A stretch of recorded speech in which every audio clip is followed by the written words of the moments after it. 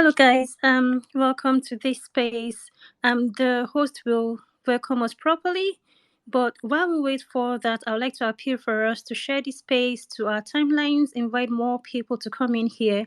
Let's have this very interesting conversation. It's a conversation you don't want to miss. You don't want your friends, your family members, everyone you know to miss. So, which other way can we achieve that if not by sharing it to our timeline? Please go ahead and share. Thank you. Fabulous, fabulous. Thank you very much, Ms. Bells, for that interlude.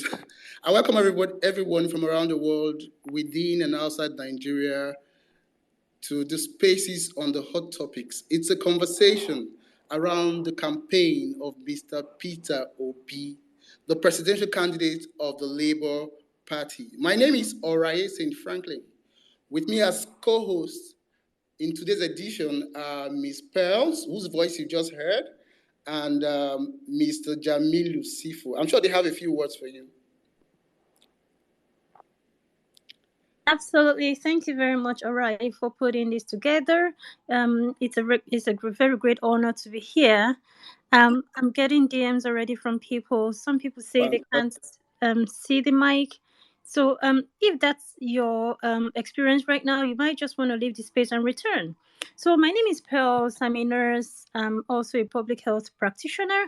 I live and work in the US. But first and foremost, I'm a Nigerian, so I very much love Nigeria. I'm so very, very excited to be here today.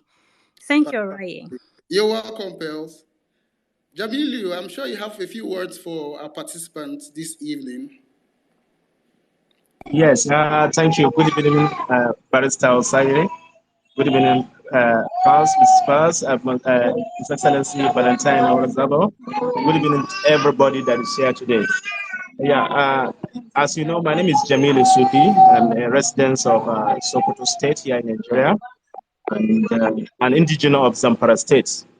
Honestly, I joined the cause for His Excellency Peter Obi. I've been listening to his, what we call it, his plan for a new Nigeria, honestly. When the first time in May, when he attended a media chat with the Baraketa family, that is when I now decided to make a U-turn from APC and support a person who I saw in him a new Nigeria is possible. Thank you very much for everybody's been here. We'll continue the discussions. Thank you very much. Great to have you, Jamilu. Great to have you, and nice testimony there. On the program today, our guest is no other person than Mr. Valentine Ozigbo. Mr. Valentine is the Special Advisor on Technology and Strategic Alliances to Mr. Peter Obi, the presidential candidate of the Labour Party. Mr. Valentine, a multi-award-winning global CEO, is the immediate past president and group CEO of Transnational Corporation of Nigeria PLC, that's Transcorp, one of Africa's largest conglomerates with investments in power, hospitality, and oil and gas. He was also the 2021 PDP governorship candidate of Anambra State. Mr. Ozigbo joined the Labour Party soon after Mr. Peter Obi declared to run for the presidency of Nigeria under the party's platform, and has since then been an integral member of the campaign organization. Mr. Valentine Ozigbo, you're welcome to Spaces on the Hot Topics.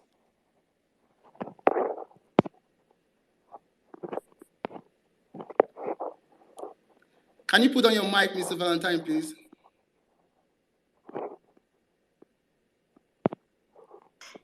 I don't think he's on stage yet. He's still in the listener section. So let me just send him an invite to come up. I sent him an invite. I've sent him another invite. So I'm sure he'll be with us shortly.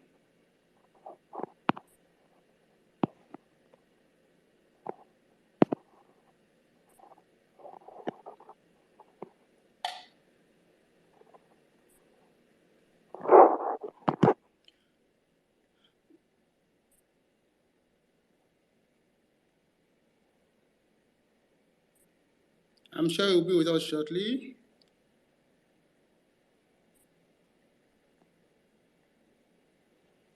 So while we wait for Mr. Valentine Ozigbo to join us, I'd like us to go through something that's of interest to every Nigerian today. Is the 7-point agenda of the Labour Party.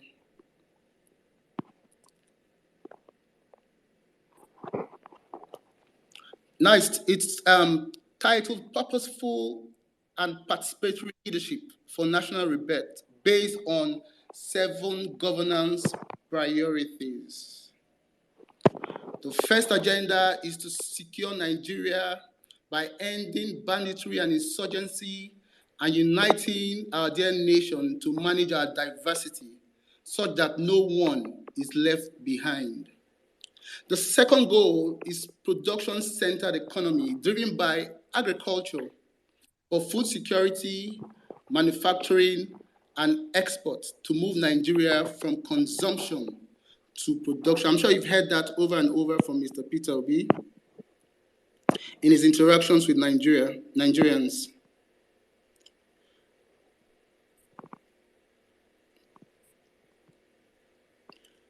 We're still trying to sort out.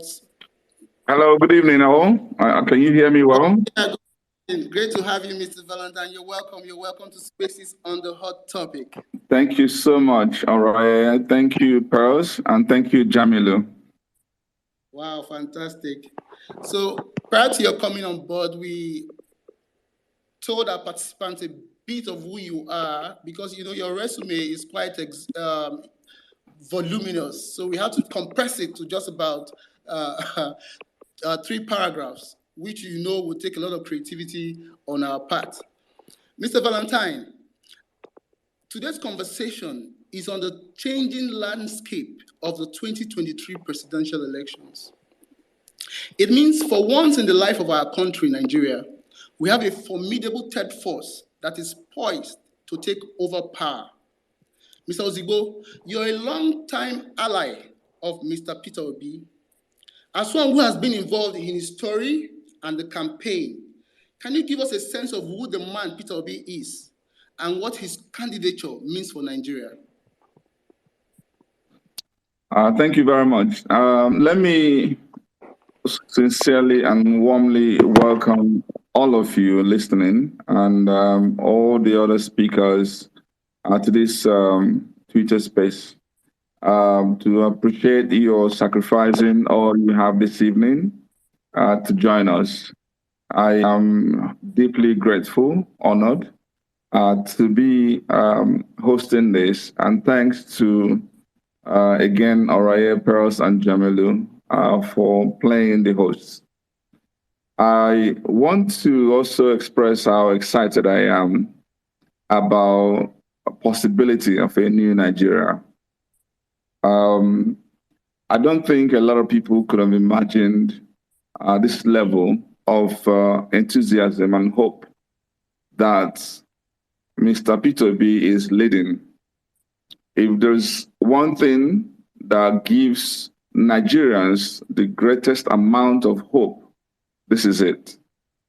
Today, earlier this morning, I was in church and the preaching was about the Advent, the second coming of our Lord Jesus Christ. But while the preacher was busy preaching that, my mind was just how excited about the incoming of the new president. And I just felt, without any attempt to blaspheme, that the next thing that I feel Nigerians would welcome with all their heart and mind is the coming of Mr. Peter Obi. That's how just my mind shifted, and that's how excited I am. And your question is about the man Peter Obi. I've had the privilege of not just knowing him, getting close to him, being his friend, but also campaigning with him, being on the trenches of politics. And of course, also being blackmailed alongside him. People would even say to you then, it was because of Peter Obi's support for Valentine that he lost the election. So we've had those moments together. So I am in a position to say one or two things directly, expressing my experience with him that can help us understand him more. And to talk about P2B, especially in the context of this election, we should start by understanding it's as of today. If you cast your mind to all the troubles we're going through, you will first come to a conclusion that is cumulative effect of leadership failures over the years. That's what we're suffering from. And this has been made manifest in many ways, in the level of poverty in the land, in the level of out-of-school enrollment, the level of unemployment, the level of insecurity, life basically having no meaning anymore. People just committing all manner of criminality, and even worse, nobody being held accountable. And when you then go into the issue of corruption, all-time high, where people actually who steal money, go to a particular family in terms of party, and you're forgiven, your sins are forgiven. And we talk about Nigeria not meeting OPEC quota. You talk about the subsidy. When you talk about all of this, that is the problem. And then we'll go into building to last, building the systems, making sure that Nigeria, becomes the true giant, which will be independent of whatever the personality of the incoming presidents in the future will be. How do we build Nigeria and Nigerian institutions to last? How do we even build Nigeria that people can be proud of? How do we ensure that this country is unified? And when you define what I call the JD, what should be our next president,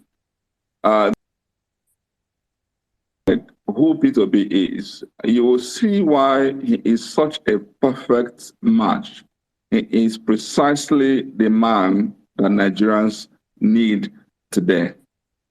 Why so? Because the person of Peter Obi, his personality, his character, his level of emotional intelligence, his integrity. The man is somebody you consider personable. You will come to like and admire because of his level of humility.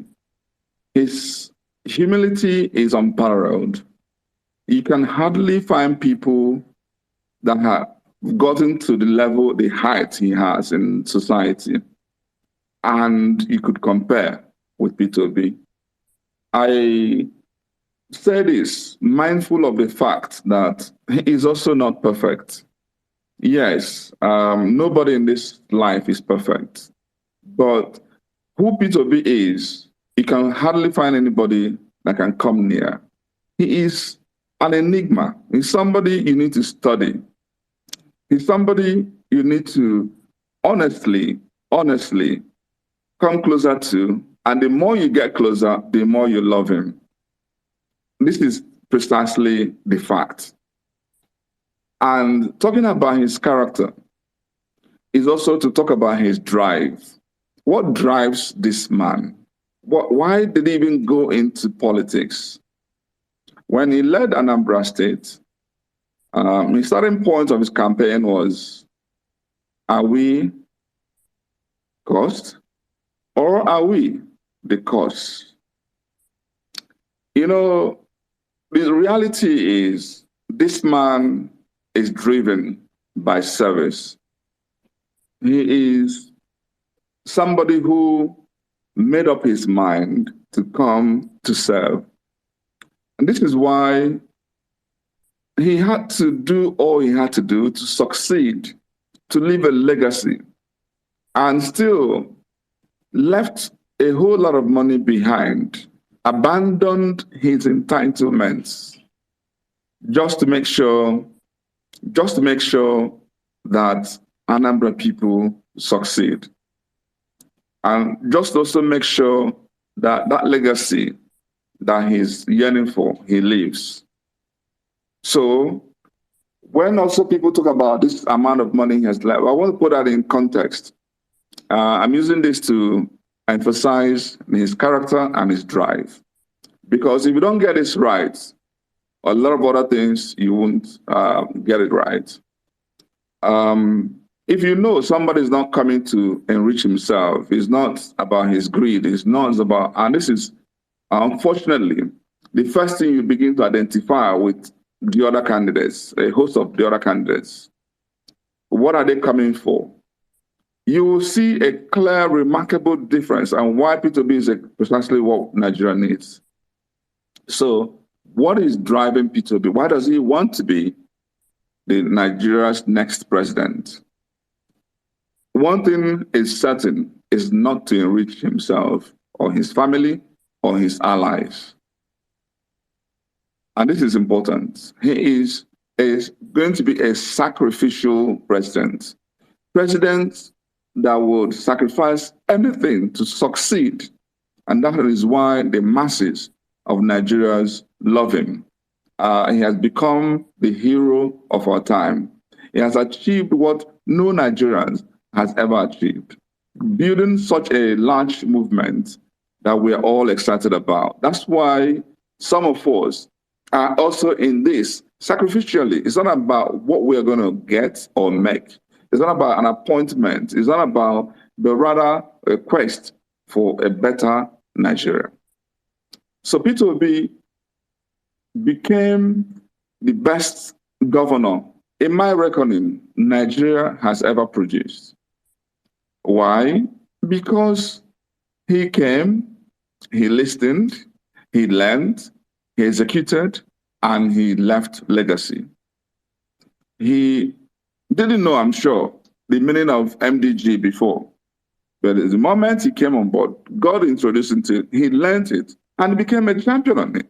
Became the #1 state in terms of MDG. This is so important.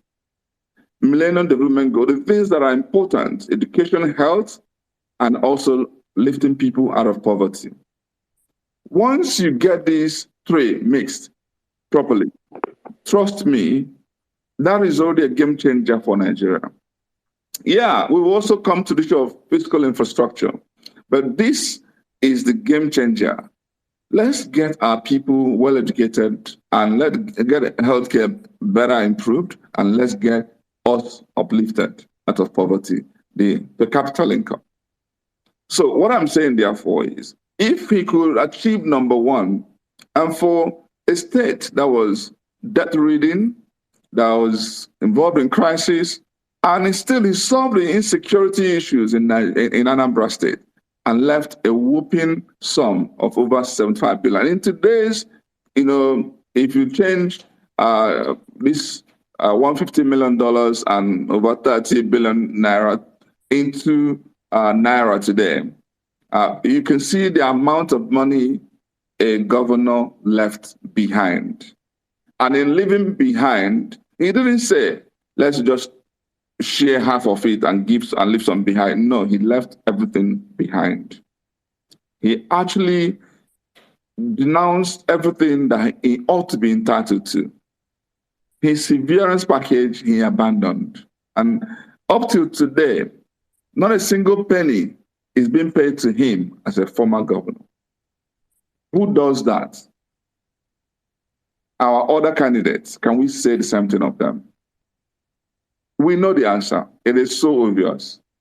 This man went to SEC as the chairman. They gave him his entitlements. They listed his entitlements that ran into almost 400 million with cars and all of that. He rejected them. This is not something that if he had taken, he would be a candidate of EFCC. No, this is his normal entitlement according to the policy of the institution. He said to them, I'm only here to serve. I'm not here to enrich my, even the sitting allowance, take. I will come to any meeting, and once the meeting is over, and this way, he's able to put to bear the independence of his mind. So he's not coming with a conjured, because somebody has bribed him. No, you can't. This man will come with that singularity of purpose to do what is right. This is who Peter Obi is. Please ask Nigerians, can you give me one name that you can compare with this man? No wonder he is leading the movement, the highest movement ever seen. I believe in this planet Earth. What is happening in Nigeria goes beyond what Obama did. What's happening in Nigeria goes beyond what has ever happened in this country. And it's a time to be excited about being a Nigerian. And let me shift away from the issue of his character and his drive. So also talk about the party that he represented. I am so excited that I left PDP, where I am supposed to be one of the leaders, to join Labour Party, where I don't even know if I have any leadership role. What I'm saying is, in PDP, as a governorship candidate, clearly, he wouldn't do anything in my state without involving me. We're priding ourselves being the dominant and all of that. And of course, if you come to Anambra, APC literally does not exist. PDP actually used to be very popular. But Peter Obi and myself were actually the real backbone. The moment we left, go back to PDP there. But that's not the issue for today. The point here is, in Labour Party, you see sanity. Yes, again, Labour Party is not perfect. But when you look at the ideology, when you look at the things that bring us together as a people, Peter Obi will have a sanity of mind to do what is right.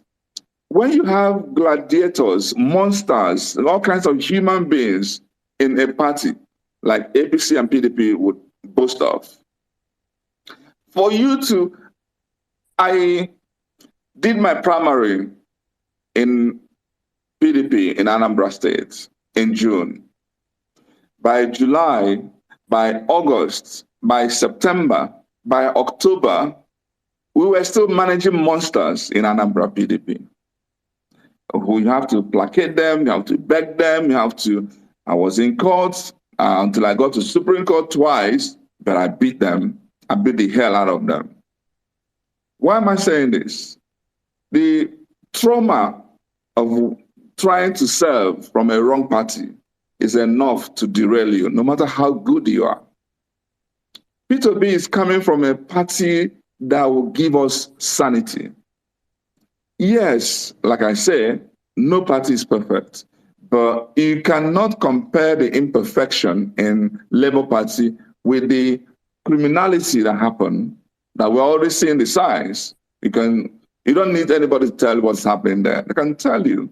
In fact, the amount of money you will use to bribe, especially from these governors, this leadership of PDP is enough, and APC as well, is enough for you to run the entire Labour Party in 1 year. To bring one person, that's how monstrous the evil and criminality in these parties are. And so, been such a great person and great personable, great interpersonal, great high level of emotional intelligence, great everything, great. But finding yourself in a wrong party can spoil that greatness. You need the combination of those two. And thank God Peter Obi can say to have ticked the boxes. The process of your emergence is also important. This is home, grassroots driven, people oriented, everything good is about this project. Where people, if there's anybody that will take credit of Peter Obi's emergence, number one would be God Almighty. And number two would be people of Nigeria. No single, even Peter Obi cannot claim credit. He can't. is Nigerians coming together, the best of Nigerians, by the way, because we know where the worst of Nigerians are. And so the process of emergence is also very crucial. It is important because if you're that type of person who is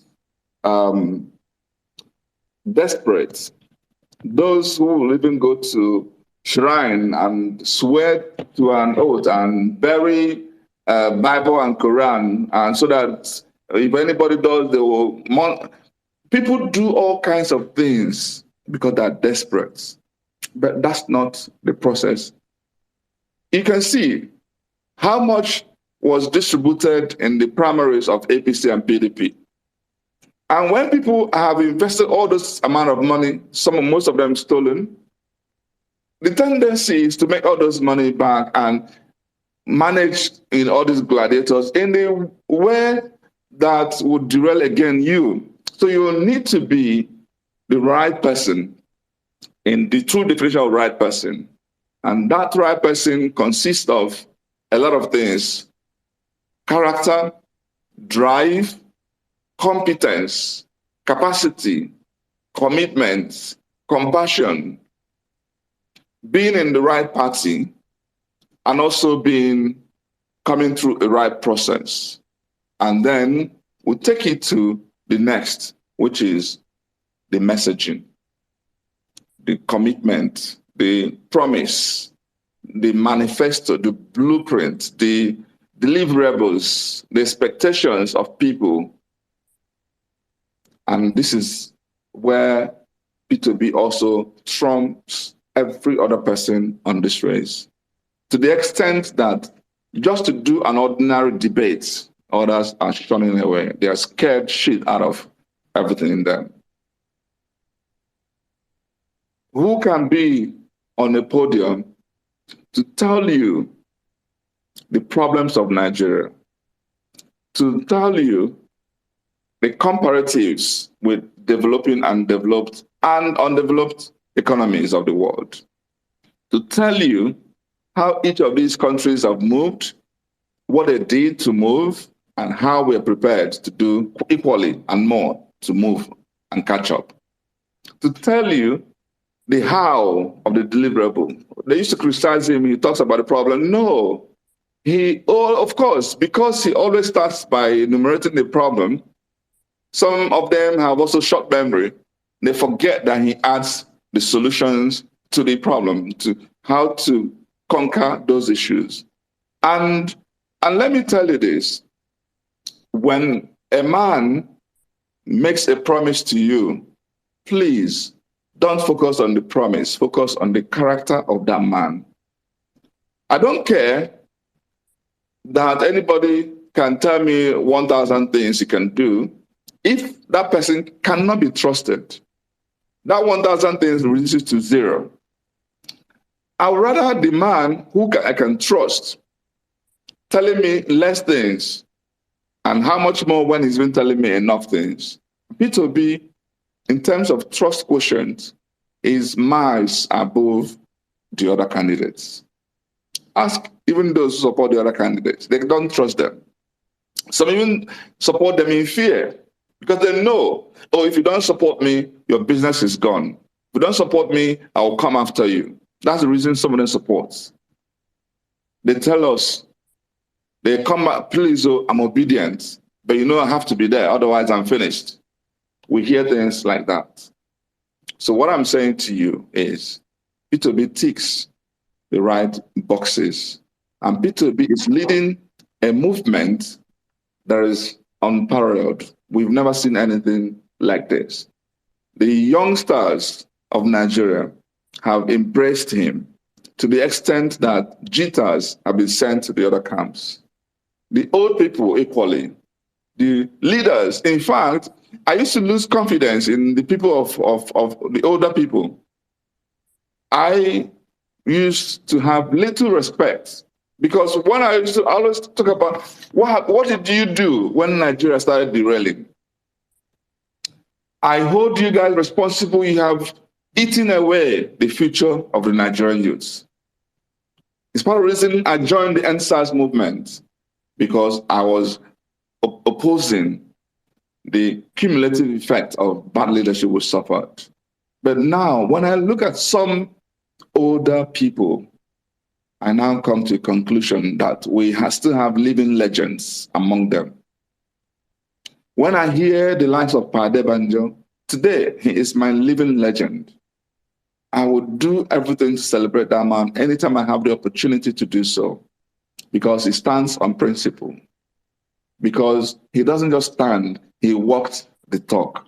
At 94, to inconvenience himself, or when you listen to Clark, Edwin Clark, some of them actually still believe that the reason God has kept them alive is because of this period, this project, this moment. You can't listen to them without shedding tears. The genuinity, oh my God, Nigerian spirit is alive. I am excited. And there are many. When you listen to Dr. Beatrice Pogu or the likes of Dan Suleiman, there are several people who you know and God sent to Nigeria. And they all are embracing this project. I can also boast of other supports, but let me not talk too much. I am excited because for the first time, true Nigerians are unified on one single accord. It has never happened before. The youngsters don't care about the tribal politics we play. They don't care about religious politics we play. And that is why, and we'll go into the zonal analysis and all of that of the trend so far. But I am proud, I'm honored to be a member of the team driving this project.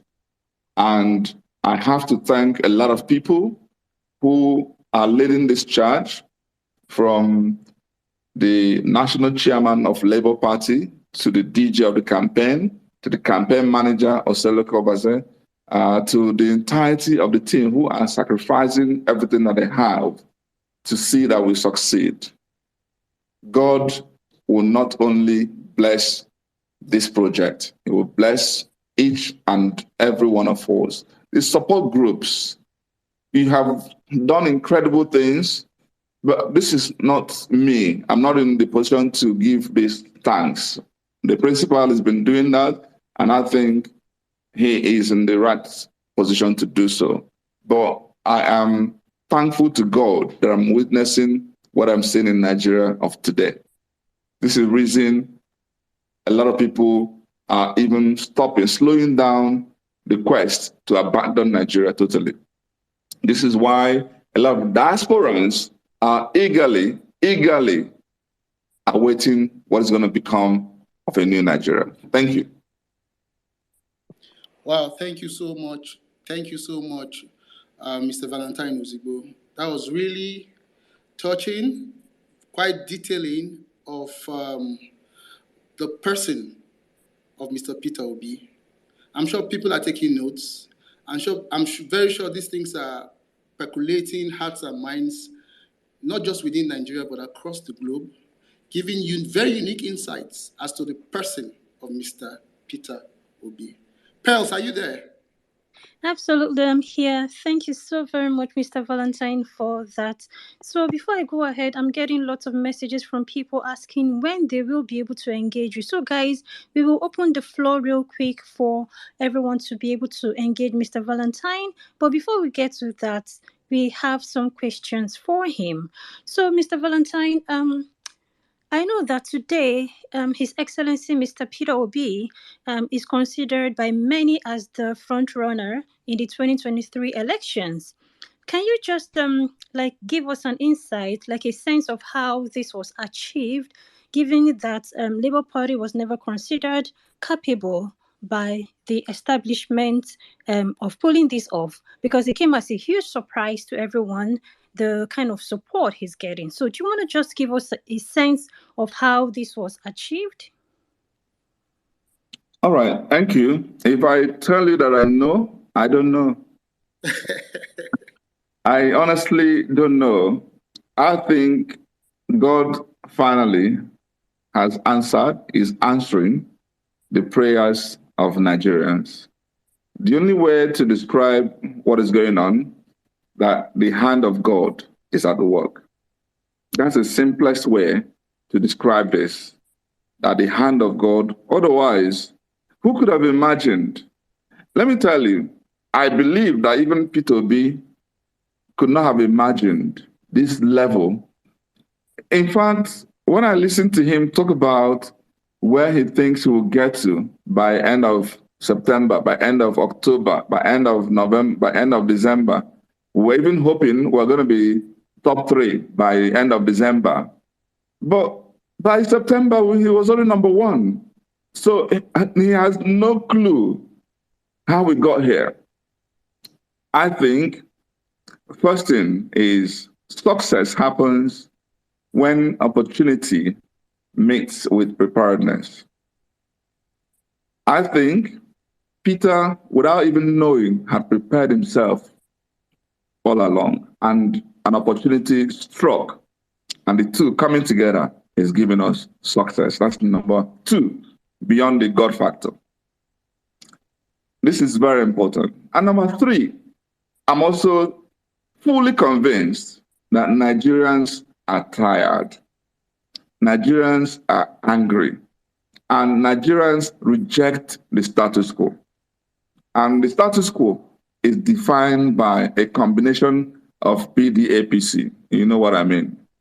It is 2 parties in one. That is the status quo that Nigerians reject. And so there's a lot of wonderful people in those sides. They're caught in the web. What I tell them, some of them who are running for election, please, see if you can abandon your project and just come and join the light. When you see darkness, my people, this adage, you don't leave where they are celebrating and you start going to where they're making sacrifices for rituals and all of those nonsense. So basically, I know some people have better translation of this, but you can't leave the light and you're in pursuit of darkness. The reality is that PDP and APC have failed Nigerians. And the type of people that are also their candidates today, unfortunately. And so Peter Obi represents the new, represents the new possibility, represents the new Nigeria. And that's why he is leading a groundswell of grassroots movement. And this election will be determined by the youth, the youthful energy, their conviction, their quest for a better Nigeria, their actions, their anger, because the fear on the other camps are tremendous. When you check to see what is going on, even in the Twitter space, the social media space, and traditional media space, without people to be spending the kind of money these people are spending, you need to combine the performance of these two to come even, it wouldn't even be half of performance of Peter Obi. That's the level of insight, the level of, performance that we're seeing. And therefore, the key driver of this election will be the youths. But when you actually look at the other demographics, you can see that Peter Obi is dominating too. Among the women, he's dominating. Among the civilized, he's dominating. In fact, the people that are even giving some ray of hope, which is very little, are those who haven't gone to school, who may not be able to understand fully the man Peter Obi yet. But our responsibility is to take the message to them, because we know when this is done, and that's part of what we need to talk about, some of them here openly and some privately. So you can't actually learn about all of the people side by side without pitching your tent on the side of Peter Obi. So when you now bring the other things I've spoken about, in the previous comment I made. Who is the right candidate? Who has the competence, character, capacity, commitment, compassion? Who follow the right process of transparency, being people accepted, being qualified? Who has the right ideology, especially who's coming from the party with the right ideology?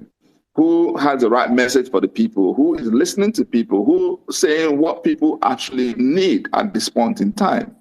Who says, I will fight corruption? Who says, take me, hold me responsible, and I will solve security problems in these ways and all of this? Who is going through having the best electoral strategy? Who is being pushed by the youths of today who are in the dominance? Who is giving us the inspiration? Peter Obi has become a towering inspirational figure as somebody that Nigerians truly, truly love. I have followed this man around, even while I was running for election in Anambra State. And I could see, I could touch the joy in the heart and mind of people towards him. He had to be the one telling them, I am not the one running for governorship. See the person here. They will abandon me and be looking at him. Touch me. We want you back. We want you back. In the streets, in the market, in the main market, in Obogo, I can tell you, those who have placed their confidence and faith in this man, it is not misplaced. You will come to see it because this is the man that is poised towards working hard to leave a legacy. And that's why he would open his mouth and say, the northern Nigeria, I will be your best friend. Because by the time he's done with what he plans to do, the whole suspicion that the people of the old have had about Ujo basically misplaced, you will come to realize that indeed there's a lot more that unites us than what people just trump up to keep the status quo going. So I say to you, the Peter Obi being front runner today is a combination of many things. It's a combination of God factor. It's a combination of who Peter Obi is. It's a combination of preference of the new over the old. It's also resolved by the youths, the leaders of ethnic nationalities, the former leaders of Nigeria who are tired of status quo, those who really mean well. And am I talking about the diasporans? If you cast votes in the diaspora, Peter Obi will get 90%. The rest of the 17 candidates will struggle with 10% remaining. That's what I've seen. I wish you can also play the AY, polling, what he did in Houston and different parts. You can see, just telling other people, please, if you believe in Emilio, stand up. Nobody stood up. If you believe in, if you are nobody did. But the moment are you obedient, the whole place goes berserk. And that's why he gets into any crowd today. He was at Crusade in the stadium. Look at what happened there. If you were there supporting any of the other candidates, you would be going home in shame. You can't open your mouth to campaign. What would you even use to campaign? How would you sell your other? That's why they go into personality discussion. They leave the issues. How would you campaign for the other candidates? It's impossible. I'm being honest here, brutally honest. What would you say? My friend, thank you. Thank you very much, Mr. Ozigbo. I'm seeing a lot of hands. People want to ask questions. Don't worry, you would have the opportunity to ask your questions. I assure you, you'd have the opportunity to ask your questions.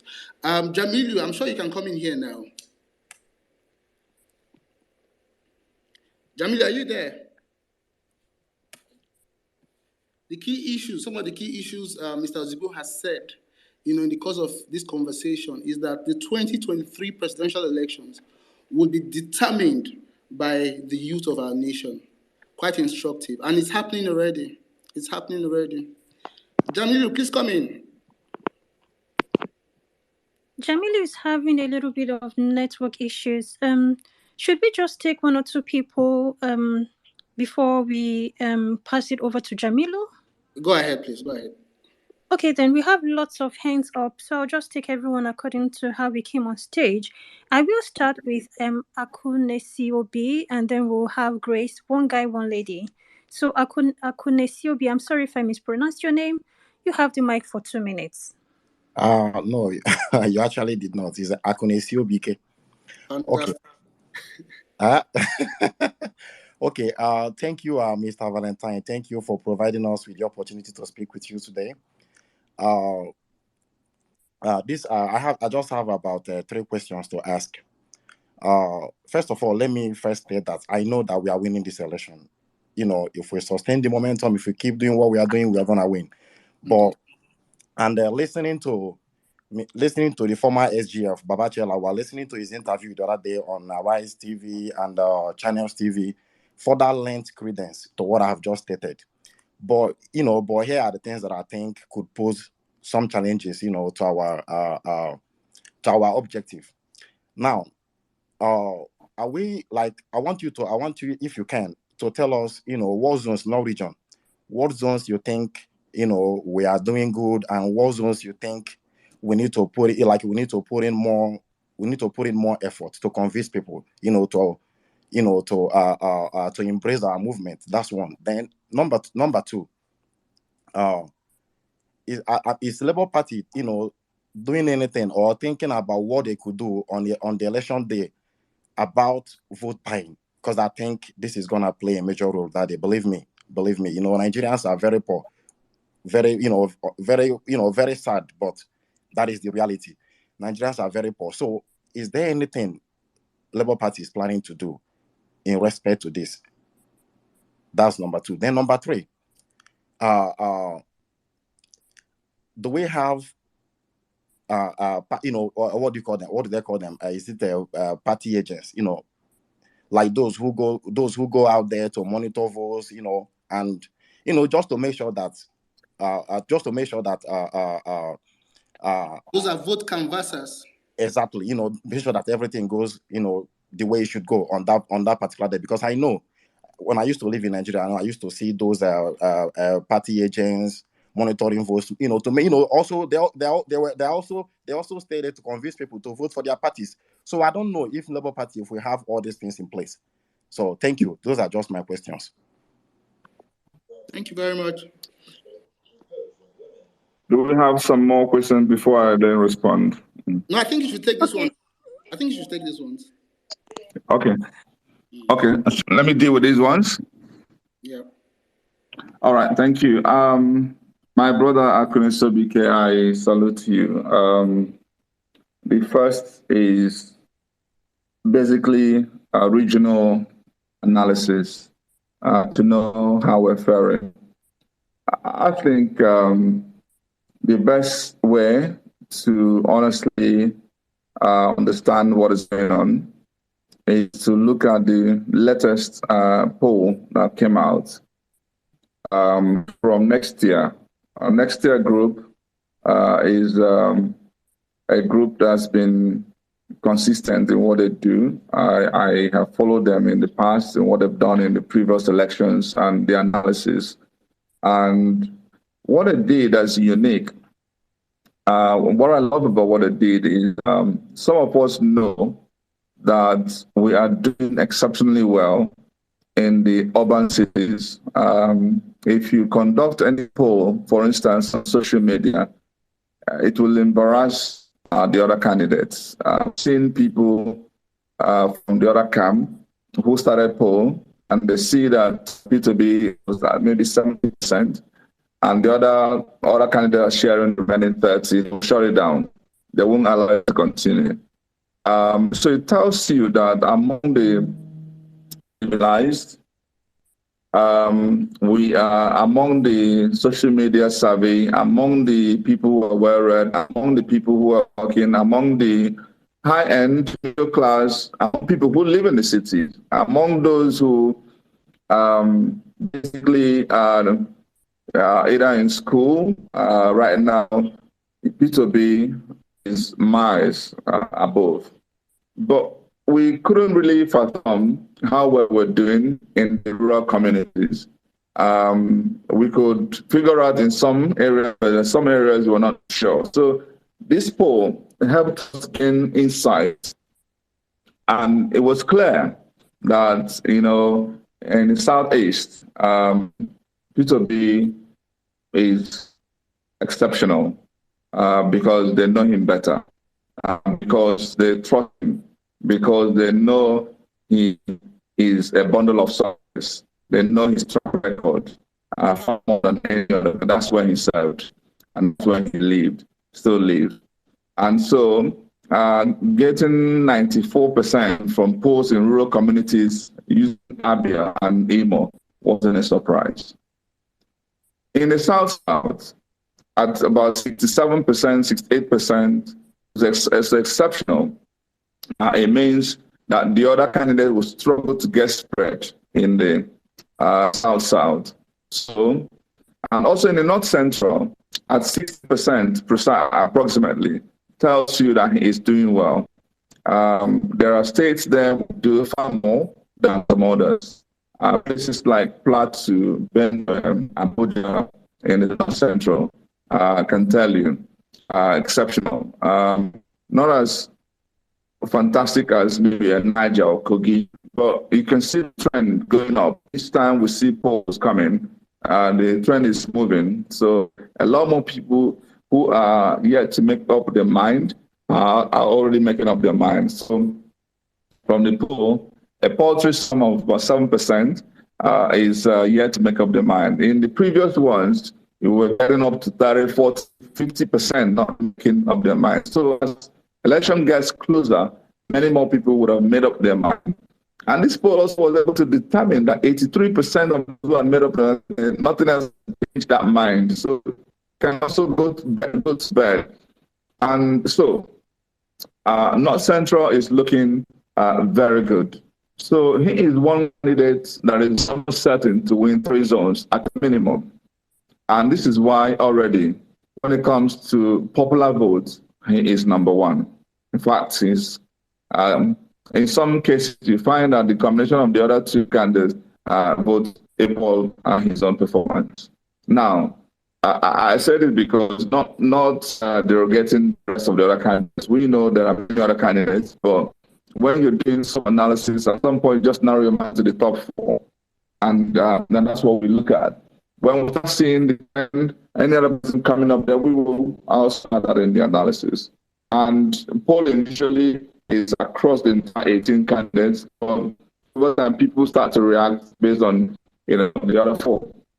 So when you now come to Southwest, you'll see that, of course, Jagaban coming from there, you will see that he has some momentum there, which unfortunately has been eaten up, a whole lot by Peter Obi. And in places like Lagos, Oyo, in fact, the poll actually considered Ogun and Oyo 1 APC and 1 PDP state. And still, Peter Obi was the close second. If he had included Lagos, perhaps Jagaban maybe I don't know,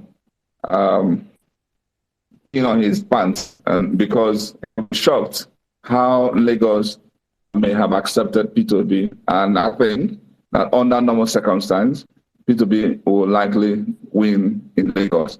And when you consider the other 3 states in the Southwest, Ekiti and Osho, and all 6 of them, I feel he is guaranteed of his spread in those 6 states at a minimum.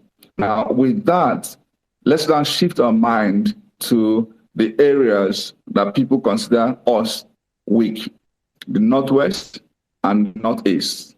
And in those 2 areas, the good news for us is that, and this is what I also spoke about on the Arise interview, the good news is a battle of a minimum of 4. Not a 2-horse race, not even a 3-horse race, it's a minimum of 4. And it can even be more because we know the other candidates are not sleeping.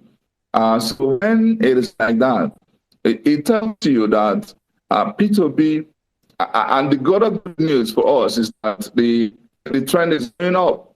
At urban cities, Peter Obi is very close to whoever may be coming first. A place like one of the polls we saw, if Atiku is at 15%, Peter is at 12%, and Tinubu is at 11%, close. So you won't even be able to say this is the winner in Kano. So that's the beauty of this election. If you ask anybody today who is going to be the winner in Kano, they don't know. That's the beauty. And what may even shock them, the way Peter Obi is growing and dancing, the way the performance is trending up, I don't see why we don't even ultimately win.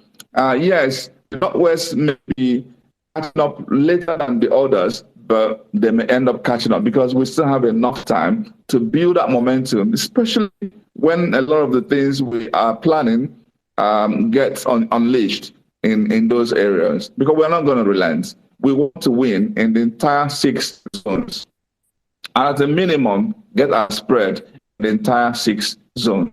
That is the target we give ourselves. So what I'm saying to you is that the Northwest and Northeast are looking up. There are some areas that we may actually win handsomely, even as we speak. I've mentioned some of those. I've mentioned Taraba, I've mentioned Kaduna, I've mentioned Adamawa, I've mentioned Borno. There are several states that we think we can already win, but we are not giving up on any. So if you ask me, where are we going to do more work? We're going to do more work in all the 6 zones in Nigeria. But we will do a lot more in Northwest and Northeast. I will not reveal our strategy in an open conversation like this, but be rest assured that we're not relenting. I am excited that already we are not just number one, we are a clear number one, meaning that the second position is a distant second, and we want to keep it so that there will be no question that we are winning the election. We want a possibility. I am praying to God that some others can just look at this and say, you know what, I don't want to shame myself. I'm not running anymore. And that will make life easier for all of us. Wouldn't you be happy? Let me go to the second question. Labour Party, goodbye. Yeah. You know, when I heard your name, Akonesio BK, for those who don't understand, money can give you muscle. The level of money you have can give you. So I am sure you are a moneyed man. So that's why you think vote buying would matter so much. Some of us know that the anger in people's mind is going to be bigger and better than vote buying. For those who will engage in vote buying, they can see that their money may not yield any. In fact, the message, and this is what everybody should be ready, the message on election day is take your money back from these guys. It's the money that is stole from you that God is making them pay you back. So take the money and still go ahead in that your bid to change Nigeria and vote right, period. So we will send that message. I will shout it to the rooftop. Everybody will say it. And by the time it becomes a song everywhere, their money will mean nothing. So please, we need income redistribution. Instead of packing this money in bullion vans, let them spread it. Thank God even they're bringing new notes. So if they know where they're hiding those money, bring them out now and let it go around Nigeria. So what I'm saying basically is I don't think that vote buying would change, alter what we're doing. So we don't have to engage in criminality and fraudulent practice because of this election. But No, sorry, I sir. don't speak Sorry. for. I don't speak for. Hold on. Okay. I don't speak for Labour Party. So at the appropriate time, we will also have them on Twitter Spaces, so they can. But you can also be rest assured, nobody discusses their strategy in an open environment like this. You want to say something, sir?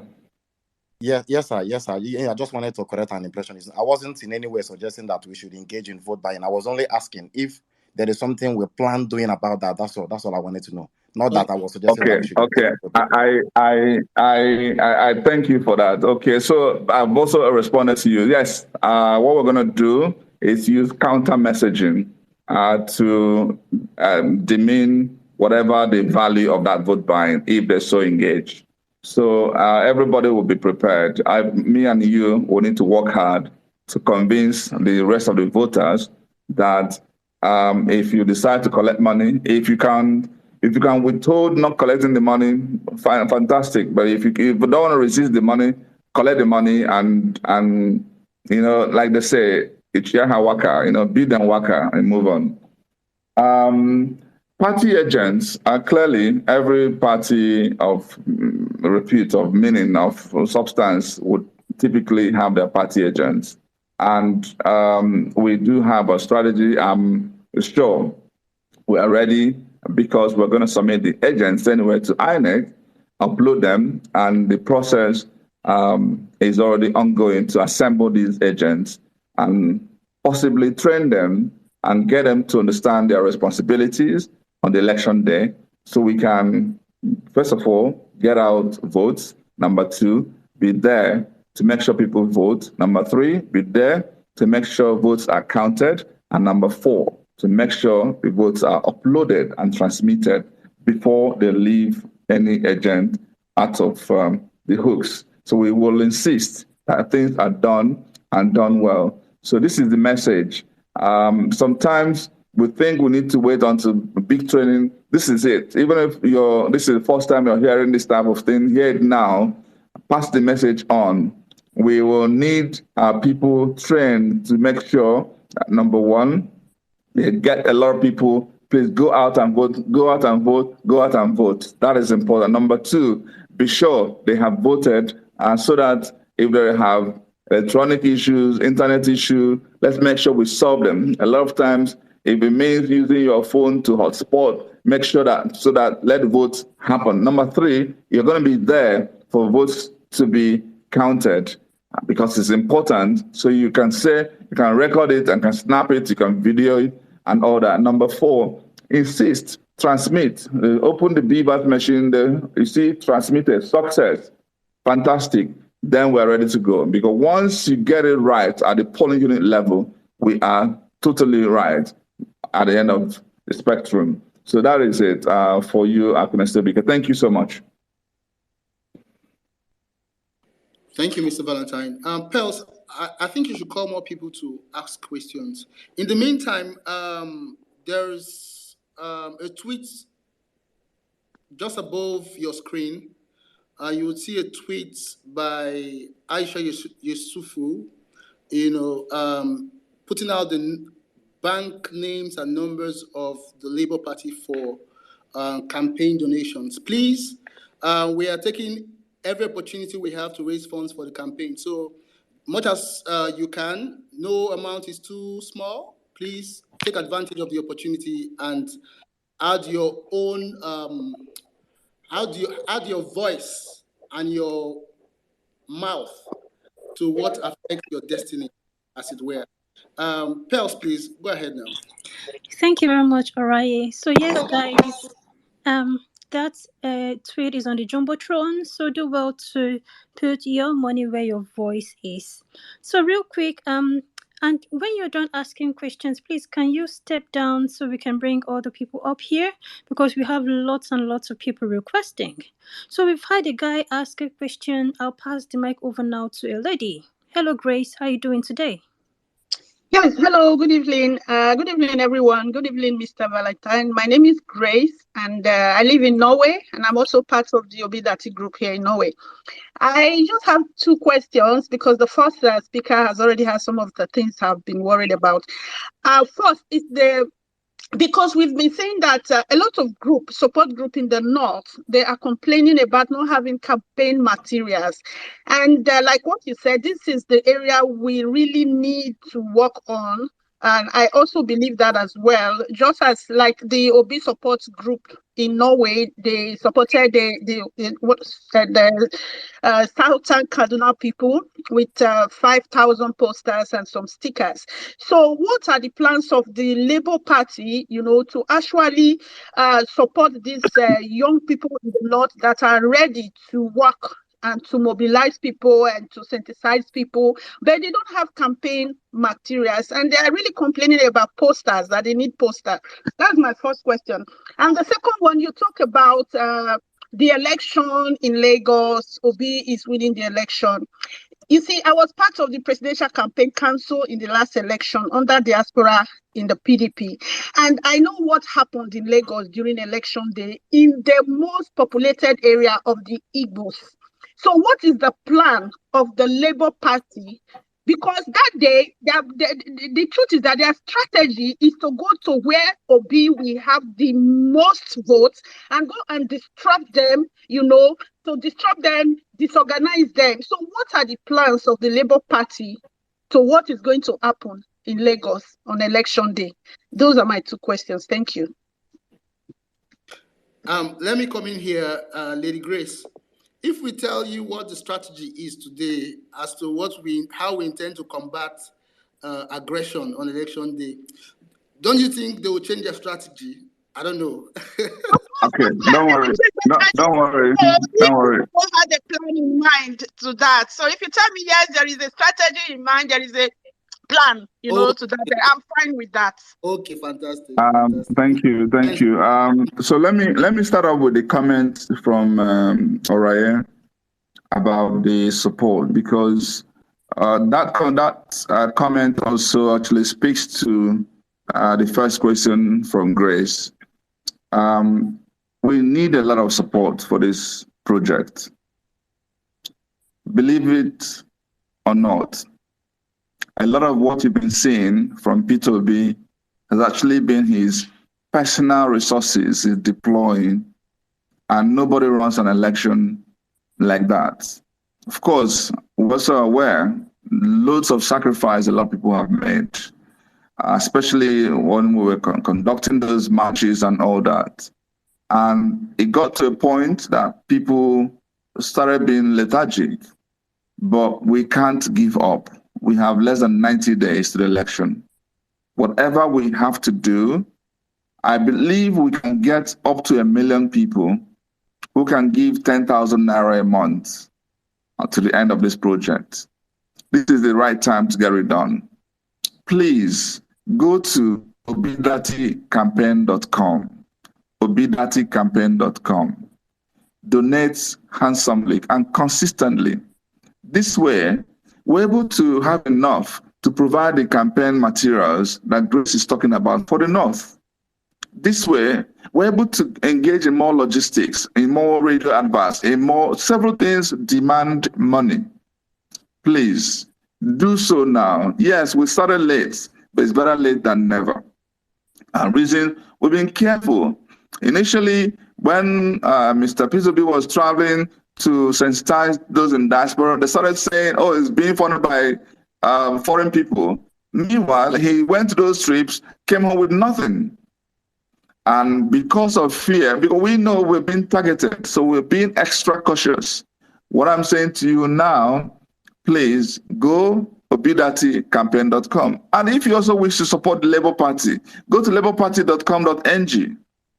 And then there's also a group that is driving the project to see that we conquer the North handsomely. If you go to obidati.support and sign on to the Town Hall app. There's a Town Hall app on Android, and there you can see how you can aggregate the several things we are doing. We're planning, leveraging technology. Don't forget, my office is special advice on technology and strategic alliances. So if you go to any of these handles, obidaticampaign.com, labourparty.com.ng, or obidati.support, you will find ways you can support creditably for this election, for us to succeed ultimately. So that's what I would say in that regard. So Grace, I will pass your message to the leadership of the campaign council. I know a lot is being planned, so they can speed things up and make sure campaign materials go around, especially in places we need them most, in northern Nigeria, northwest and northeast. We're not also going to forget the rest of the zones. And then about your comments about election in Lagos, yes, we know what happened. We know who truly won that election, and we know how things were done. But the good news is that Peter Obi is not an Igbo candidate. Peter Obi is a Nigerian candidate. So it's no longer a case where they will concentrate on where Igbos are most. No, if we want to concentrate on the whole of Lagos, and that's too difficult for them to do. Because in every part of Lagos, we have obedience. In every family, we have obedience. So we will dominate in every polling unit in Lagos. And when that is done, no amount of thoughts and violence can shift the scenario. Let me just stop at that for now. Thank you. Okay, thank you so very much, sir, for that very apt response. So real quick, I'll pass the mic over to Benjamin. After Benjamin, we'll have Anna. So over to you, Benjamin. You've got 2 minutes. Just before you start, let me encourage our participants to please share this space. We need more people to hear what's happening here. So kindly take some time to share the space on your accounts, please. Thank you very much. Thank you very much. All right, that's right, guys. We need to really share this space on our timelines using the hashtag 2hours with VCO. We want more people in here because we need to engage. We need a lot more people to learn from this very wonderful conversation going on here.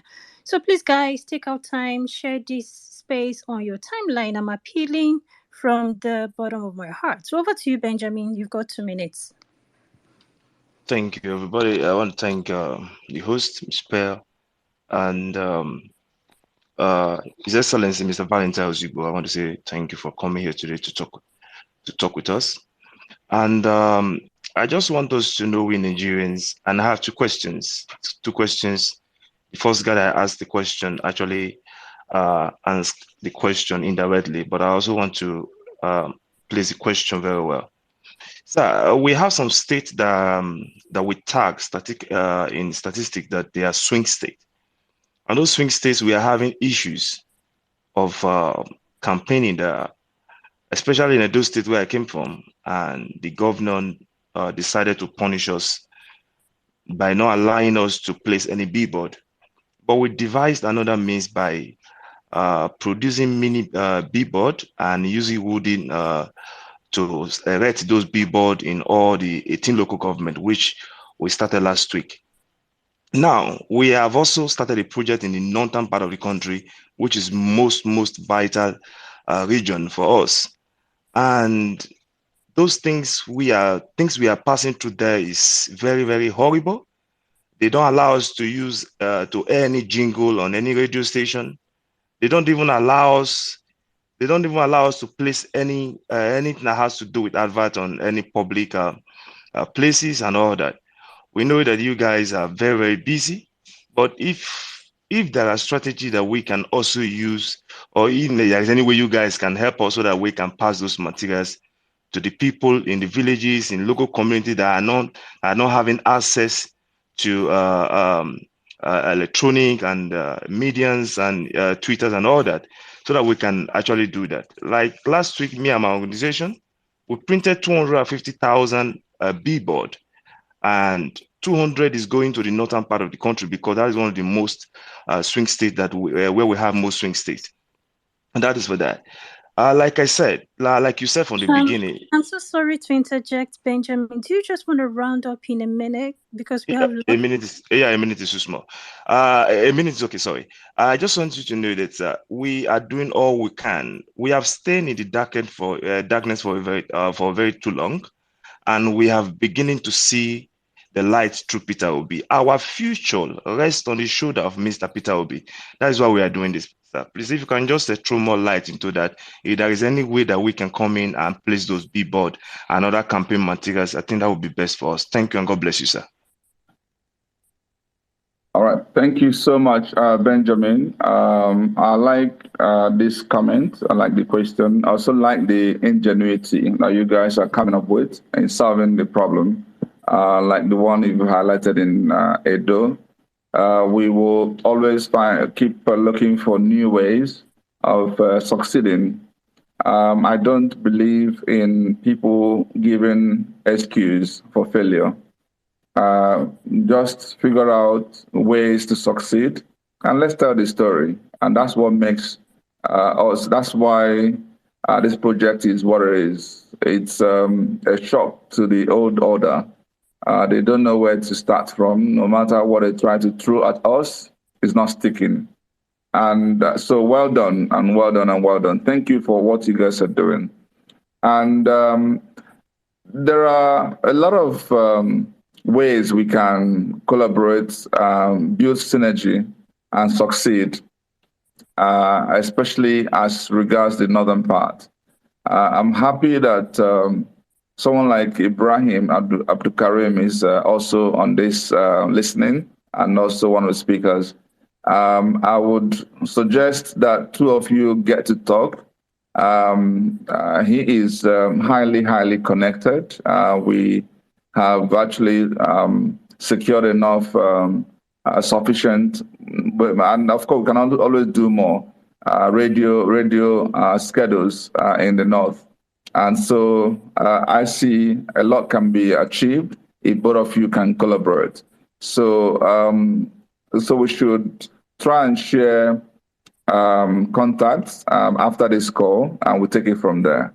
So basically, let's keep inventing new ways of doing things so that when they try to stop us, we are already 3 or 4 steps ahead. Thank you. Okay, thank you very much, Mr. Val. So, guys, moving on real quick, I would like to appeal that we stick to one question each, and I'll give everyone just 1 minute because of the sheer number of people we have requesting for the mic. So it's gonna be 1 minute and one question, please. So over to you, Anna. Hi, Anna. How are you doing today? I'm fine, thank you. Good evening, Mr. Ozigbo. Good evening. Has Benjamin left? Good evening, Mr. Raye, and good evening to everybody. Good evening. Benjamin, I came in because of your question. The billboard is a good idea, but the problem is states like Edo, Ebonyi, Imo, the governors have made it clear on national television that they are going to frustrate a Shali Labour Party. Please, I will advise you send those billboards to the north. What they need at this area where they have the governors that have decided that Labour Party will not be posted everywhere is stickers for market women, rubber bands, because you cannot go to somebody's shop and put the shop down because they have a Labour Party stickers. In Akwa Ibom is the same thing. In Calabar is the same thing because I talk to support groups in that area. So my own group where we are raising funds to send the materials, that is what we have decided. The governors have made it clear on national TV that they don't want to see any billboard. If you even put the billboard, they'll vandalize it. In Akwa Ibom, as I speak to you, in Ekotik Pene, they destroyed the billboard that they put yesterday. And billboards are so expensive. So my advice is send the billboard to the north. They're living in insecurity. Seeing Labour Party billboard means liberation for them. This area, they will not need it. Especially east and south. Is those bands, stickers for Okada, Keke, in Ebonyi State. We've raised money to put stickers we've gone to market, it will be in churches, it will be inside the newsletter, it's going to be in all motor parks. So please, it's a good thing, but I wanted to raise this one because everybody is talking about billboards, and one billboard is 300,000 naira. It can actually print 10,000 stickers.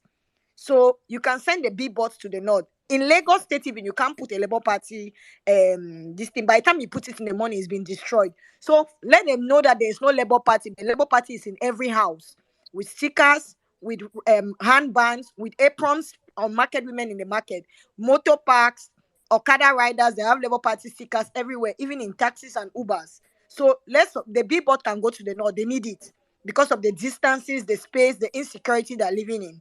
But this area, the governors have decided to frustrate the party. So we've decided that we'll do Jehovah's Witness evangelism with the bands, the stickers. So thank you. I just wanted to bring up this point to you, please. Because 3 people complained this morning from Akwa Ibom, from Calabar, and from Ebonyi State that their billboards have been destroyed. Thank you. Thank you very much. Thank you very much, Anna. Thank you, Anna. And yes, indeed, he also confirmed that of the 250,000 that was printed, to 200,000 were headed to the north. So he already understands the need to focus on the north. But those insights you shared also very wonderful. Thank you. Thank you very much, Anna, for that very spot on suggestion. We really appreciate that. So I'm getting lots of messages from people who cannot see the mic. It happens sometimes, it's a glitch from Twitter. So you might just want to leave the space and return. You might be able to request for the mic if you do that. So moving on real quick, I'll pass the mic over to Gaboni. After Gaboni, I'm not seeing any lady on stage. I don't know what's going on. I don't like hosting spaces without ladies on stage. So if you're a lady here and you want to join in the conversation, please do well to request for the mic and I'll add you on real quick. So over to you, Gaboni. After Gaboni, we will have MJ Strack, Kwedo, Julian, and so on and so forth. Over to you, Gaboni. You have 1 minute. Yeah, thank you. Let me be real quick. First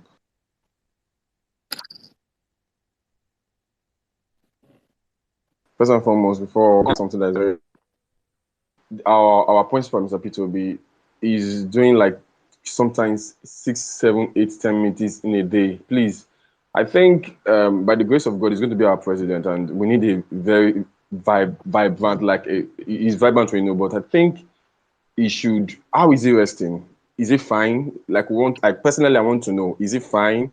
Is he resting enough? Because he have to be. Because me, I'm even surprised that the rate at which his work rate is mad, is mind blowing, is unimaginable. So that's one of the first questions I want to ask: is he okay? Is he okay? Because this stress might be too much on him, and how is he feeling? That's one of the first questions I want to ask. That's now my main question is: the Labour Party, are they doing any effort in trying to charge INEC on this? How will I put it now? These people collecting people's PVC.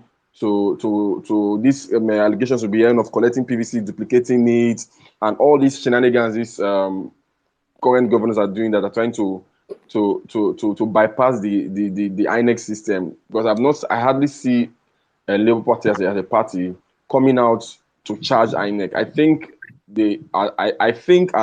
because seeing that the only way the APC can win this election or come out second is by rigging. You get the point, and because they don't stand the chance. So I think a Labour Party personnel, I think they should be doing more in putting a kind of charge on INEC, like for PGC, put fire for the Ayansh. You get the point. I'm not saying it enough, and I think they should do more in that respect so that INEC will know that nobody's keeping quiet and we know what is going on, and they should be aware that people are watching them. I yield the mic. Thank you. Thank you, Gaboni. Thank you for your concern. Yes, Peter B's work rate is incredible. Even for some of us who are younger, we marvel. And I think it's also out of conviction, out of love for this country. He also, something that used to happen. I had that as a personal experience. When you enter a class where a particular subject is being taught and you think you are weak on it, and you start to apply yourself to the fullest, you will not even know when you overtake those people who were comfortable. So Peter B knew at the beginning he was an underdog, here to topple big giants like APC and PDP. And therefore, he couldn't be working at the same rates as PDP and APC. They have governors, they have senators, they have unlimited money, they have all kinds of things going for them. And so the much he had was to overwhelm them with his presence. So he had to work triple, quadruple time. And so you can find him in 6 cities in one day. And thank God that God has given him the energy, the physical and mental energy to do so. And that also has helped to convince people, Nigerians, that he is the only one healthy enough to do this among the top candidates. So, but yes, we try to encourage him, push him to keep resting, because we know the importance of rest. So, but I will take your advice to him. and hopefully he can rest more. Especially now he's assured that Nigerians are watching his back. That some have even said, we don't need you to campaign anymore. Just travel. We'll just want to keep you somewhere abroad and just protect you there. And then we'll do the rest. But Peter Obi won't listen to that. He will be here to campaign and move around, and because he also loves doing those engaging. He loves engaging Nigerians. He loves being among his people, and he's also that kind of person that will ultimately lead by walking around. He will. This is one governor that went to the entire 21 local government in Anambra to sleep before each of the 2 times. So the same thing he plans to do. He's going to come to your village. He's going to come to your state as a president. So imagine that. And that's the only way he can get to know what people are experiencing in every part of Nigeria. And the issue about INEC, people saying that cloning, they want to clone PVCs and all that. Quite frankly, personally, I see some of those actions of frustrated people. They just don't know what else to do. Every single one of these parties, when they meet, all they're discussing is Labour Party. You can see even Jagaban doesn't go on social media anymore because of heart attack. So we are a big, big threat. So question for them is, how do they counter this? So they start doing things that don't even make meaning. Because even if you clone PVC, are you going to clone the hand that will come to that because it's biometrics? But anyway, it is possible they have some evil plans. But one thing I actually want to say is it is incumbent on us, the voting public, the support groups, the obedient family, to call out institutions. That way, we shield our party away from it, because INEC is a regulator. So you don't want where they start to see us as anti-INEC. I want to say this to say that it's actually us that will push the pressure on these agencies, whether it's security, whether it's INEC, whoever, so that way, because it is our responsibility. We are a citizen, and we demand transparency, we demand civility, we demand openness, we demand fairness, we demand equity, everything we demand. It is our right, it's our fundamental right. So I would say that when things like this, we need to first investigate. If there's any iota of truth, we should call out people involved, put them under pressure, so that they can even get them more frustrated. They can as well abandon the election altogether. Thank you. Okay, thank you very much, Mr. Val. And a whole lot of people have been very concerned about the welfare of His Excellency. Thank you for clearing the air on that. So real quick, guys, I'll pass the mic over to Ukweduan Stanley. I'm sorry if I murdered your name. Please, you have You one. didn't. Good evening. You didn't murder my name, and I'm surprised you were able to pronounce the name. We from Edo State, we have some kind of funny names that people find hard to pronounce. It's Ukweduan Stanley, and you did fine. Good evening all. Good evening, Your Excellency, Mr. Val Ozigbo. I listened to you addressing the matter of vote buying, and I've always had that. That's exactly what I wanted to discuss here. So I heard you saying they should collect the money and vote their conscience. I'm very sorry, sir. That's one issue I am really having, because I have observed elections since like 2007 in this country. I've gotten to find out that in these rural areas, polling units are there, but there are no polling booths. So in polling booths, when somebody in the polling unit, when somebody pays you to vote for his or her candidate, they condition you to the point that you have to show evidence that you voted for the candidate. So with this, I'm saying we should please stop spreading that narrative, collect the money and vote, especially knowing that INEC had to provide polling booths, but they won't provide these polling booths. Sir, would it be right that individuals construct polling booths at the polling unit closest to them? Because to me, as a person, Peter Obi is my candidate, and I'm doing everything as a coordinator in LMA local government in Port Harcourt for Peter Obi Support Network. I know on ground, I don't need any statistics from any organized organization or recognized organization to tell me that the man will win the election. I know. You go to the market to campaign for them, they tell you, don't tell me anything if it's not Peter Obi, but we know these people really want something. And these parties, big parties, are waiting for towards the election time to spend. So these people on election day, if they are giving money, sir, they will vote for who paid because they will be monitored. Will it be right that we construct polling booths for each polling unit? Because I don't see INEC bringing polling booths to rural areas. They will bring it to the place where international medias are present. But the rural areas are more than those places. That said, sir, I am also asking, I got to find out that from polling units, they are to publish results to the INEC server, but it is not going straight to the viewing server. There's a junction, and from there it will be published to the viewing server. We don't know who is going to monitor those people at that place where it will be published from the polling units. Thank you, sir.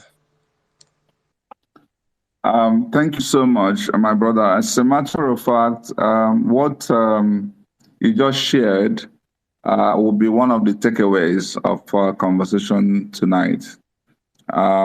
It will require further engagement, further thinking. But one thing I want to say is you'll never actually find one solution that fits all. To succeed, you have a combination of solutions. So there are places that the message of take the money and vote your conscience would work. But you're also pointing that there are instances that may not work because these guys can actually follow you, monitor you to the extent that you have to do their bidding if you have taken the money from them. Remember, so we need to now expand this into three. Number one, please, if you can resist collecting the money at all, go and vote your conscience. That's the first message. That's the first message. But we also know because of the hunger in the land, we can preach this message. You see them being tempted to collect this money. And that's why the second part comes in. Okay, if you must collect the money, but still go ahead and vote your conscience. And then the third part is for those people that want to hound them to vote their own person of choice. Good news is that Peter Obi and his team, the obedient movement, are likely to be dominating every polling unit. So you have people there that can protect you there, even if you resist. But the next message now is, do we need to make sure that polling booths are provided on an ad hoc basis if INEC has failed to do so? It is the responsibility of INEC to provide polling units in all over 180,000 polling units, approximately 180,000 polling units. So, but if that is not done, should we have a plan B? We will take this back and discuss further and come back. And similarly, what you said about the stopgap before we get to the viewing server. So we have a lot of people who are working in these areas. We will take this feedback and come back. Thank you. Thank you very much, Mr. Val. Jamilu, welcome back. Good to have you back here. So moving on real quick, I'll pass the mic over to Ibrahim. After Ibrahim, we'll have MJ Strack and then Julian. Ibrahim, over to you. Well, thank you. Good evening, Mr. Val. Well done, well done, well done. We've been keeping you. All right, my senior colleague. Well done for having us all. Yeah. So I will go quickly. My own is just to portray some of the things that Mr. Val is saying, more especially when you are thinking of protest campaign and the kind of campaign we want to run for. It's a campaign that we can even use 2 weeks just to win.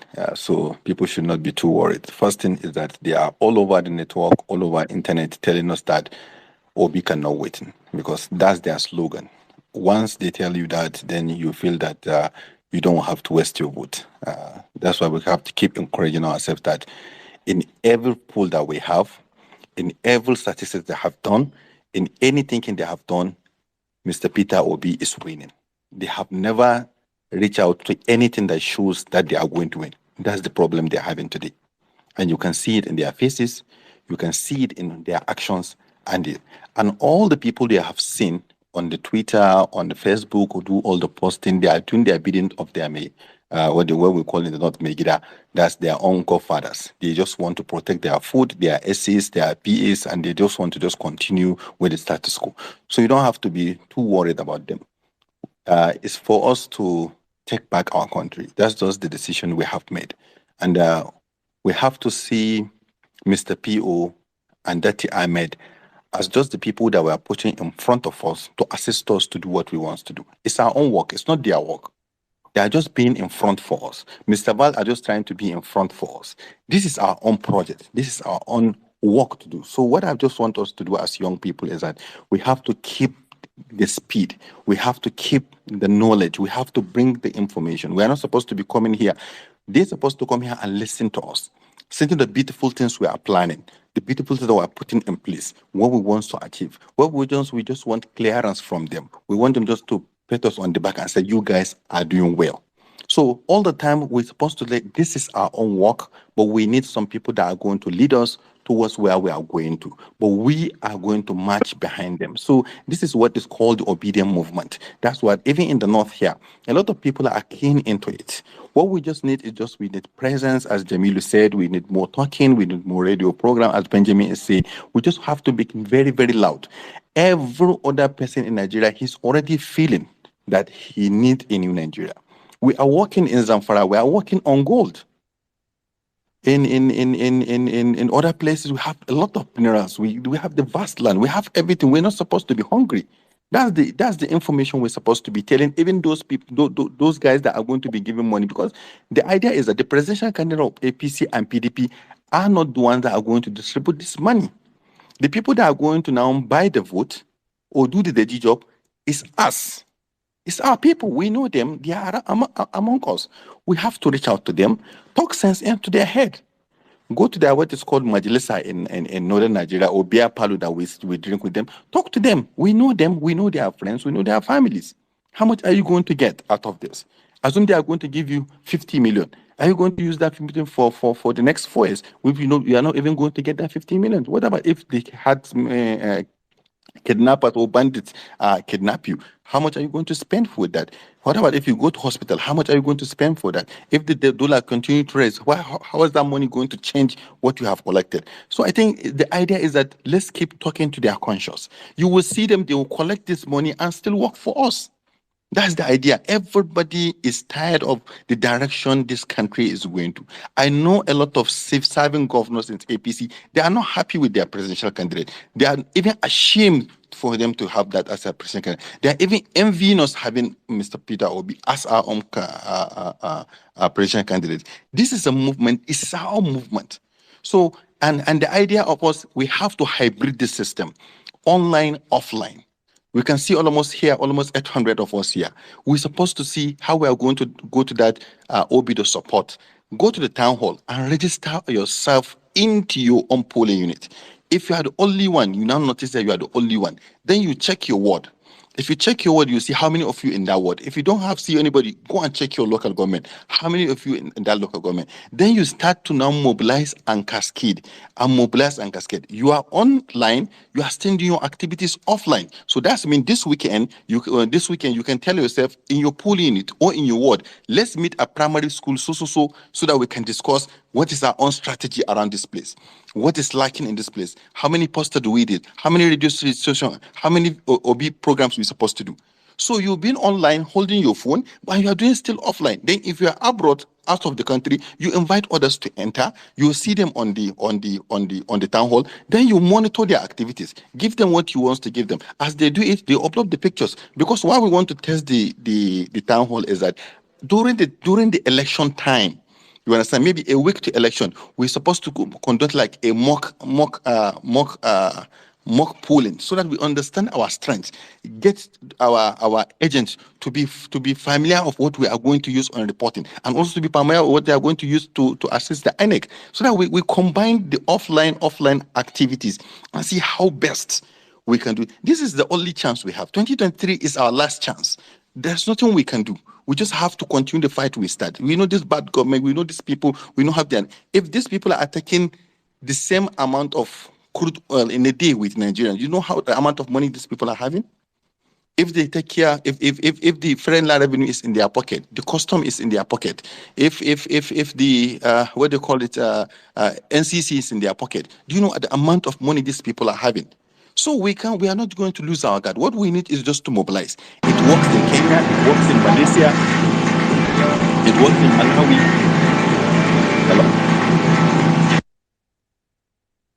Hello. Yeah, Okay. I'm so Let me sorry. I don't know just. where that sound was coming from, but Mr. Val, you can go ahead, please. Yes. Thank you, AK Ibrahim. Thank you.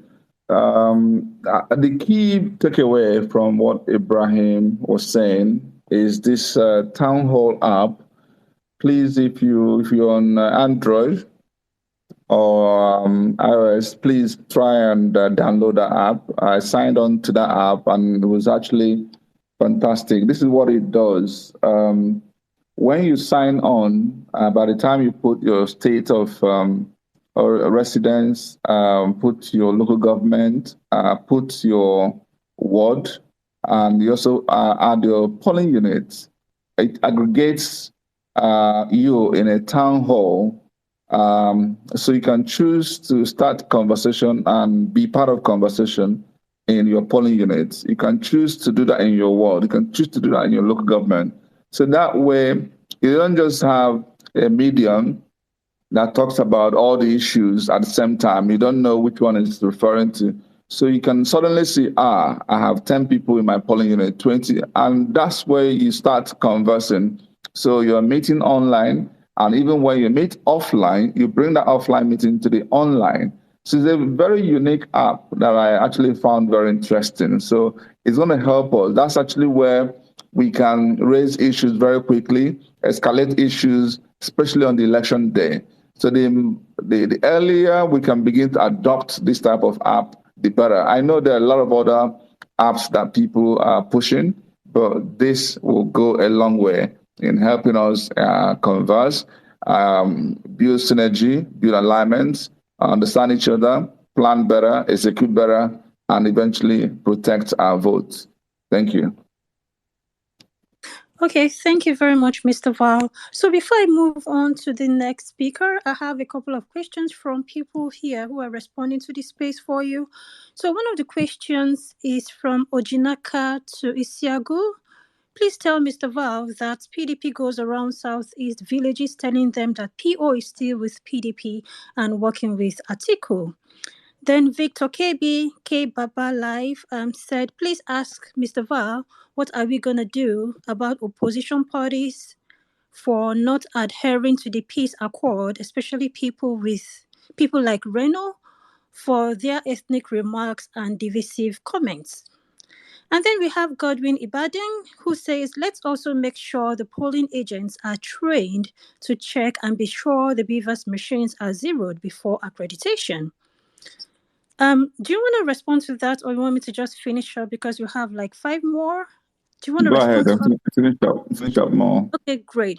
So from Ede Theophilus, he said, I have always advised that the preaching or advocate of collect your money if offered and vote your conscience to be discarded. Please, we should stop selling this narrative. From Ambassador for Good Governance, Ijele Best said, my question, please, is what are we doing about the material? People are lacking material for grassroots mobilizations. And then we have another one from Ede Theophilus who said, there's no way you can advance the campaign without the subject, which is Mr. Peter Obi. People are interested in Peter Obi's character, consistency, and ability to deliver based on his previous results as a former governor. Then we have Honorable Josie Ibe who says, please, can the obedience movement start live video coverages of all events? Please, how can this be achieved? Live video coverage is key. And then lastly, no second to the last, we have UC me, who said, I think a poll should be conducted. Only party without the candidate's name. That would also help us know if the people also know the right party that Peter Obi is in.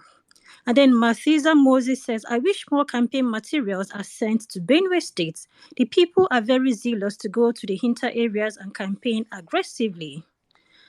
And then, I'm sorry, this is the last one we have from, I'm sorry, real quick, we have this last one from Ella. She said, the Peter Obi message of cost management, consumption to production, being incorruptible, frugality, and simplicity should be pushed in the North. You should also let them know your plans for youth employment, agricultural, and educational transformation of the North every day in the radio. So, do you want to respond to all this real quick before we go ahead, Mr. Val? Yeah, thank you so much. Some of them are actually comments to be noted. Some require response. So let me start off with the Jinaka's comment. PO still in PDP and still with Atiku. Of course, we know it's total nonsense. And the good news is we are all going to descend on each of the states in the southeast and the rest of Nigeria. So the real story, the real narrative will be kept at the front burner. By the time we move around, we're just making sure we go around the rest of Nigeria. Some of us, I'm from Anambra, for instance, we're going to go home and take care of our states. And so be rest assured that this is nothing. They can set a narrative for all they care, but it's not going to stick. And by the way, the people know already, no matter how much you try to twist things, it is not working. And they're getting frustrated about it. That's why, going to this next comment, people like Reno are getting very frustrated. I see what they do sometimes, like I noted in my Arise interview, is they stir up something that helps to build engagement for them so they can make money off social media. So the intention, they know the right thing. So if you ask me, what do you do about opposition parties sticking to the accord? Call them out. Simple. When you see that derailing, forget the fact that they said they're being bullied. They actually the one bullying. When you are on the right thing, saying the right thing, you're not bullying. You're just being factual. So call them out. And then for somebody suggesting we train agents, very important. And that obviously is in the plan. About this issue of collect money and vote, we've already addressed this. There are some places this message may not be right. Don't use it. Where you think is right, use it. Where you think we need to just to make sure we totally discourage people from collecting money, please let's also apply that. The important thing here is let's understand our environment. Let's know what works and let's apply what works. Sometimes you might even just engage the voters themselves, figure out themselves, ask them pointedly, are you convinced it's Peter Obi or Labour Party? What if they give you this, what will you do? So from there, you figure out how best to deal with the issue so that you don't assume that one message can go around everybody. That's not who Nigerians are, who people are. People are individualistic. So figure out what works and apply that. The important thing is that you succeed. That's what's important. Don't give any excuse because we know we will not win money game. We know that even if you decide to do anything, these guys have tons of it. So the idea is to basically discourage people and get people angry enough to go and do the right thing. Let's channel the anger towards the right thing. How you want to achieve that, please do so and come and tell us story. Don't come back and give us excuses. And then on materials for grassroots, we've already responded to that as we receive more support. Those supports are going to be used to basically purchase more materials. And hopefully by the time we get into December, some of these complaints will be minimized. And we're also taking some of this feedback to the campaign council. And then about PO delivering his message, yes, that's what he's very good at. He's everywhere, talking himself. What we simply do sometimes is get some more feedback, arm him with enough feedback, and so that as he engages, he keeps delivering the right message. So don't forget, for instance, there's another town hall meeting for Arise among the 4 top presidential candidates on Sunday, a week from today. So hopefully he'll be there, and hopefully the others may be scared shit from coming. So we'll leave their podium open. I don't think any party will even think of making mistake of bringing any proxy for something called presidential. Live coverages, there's a lot that the media team are planning. I know this may be one of it. So, but we'll take this feedback. We know the importance of this, especially to reach the urban centers. But we will keep also depending a lot on radio and social media.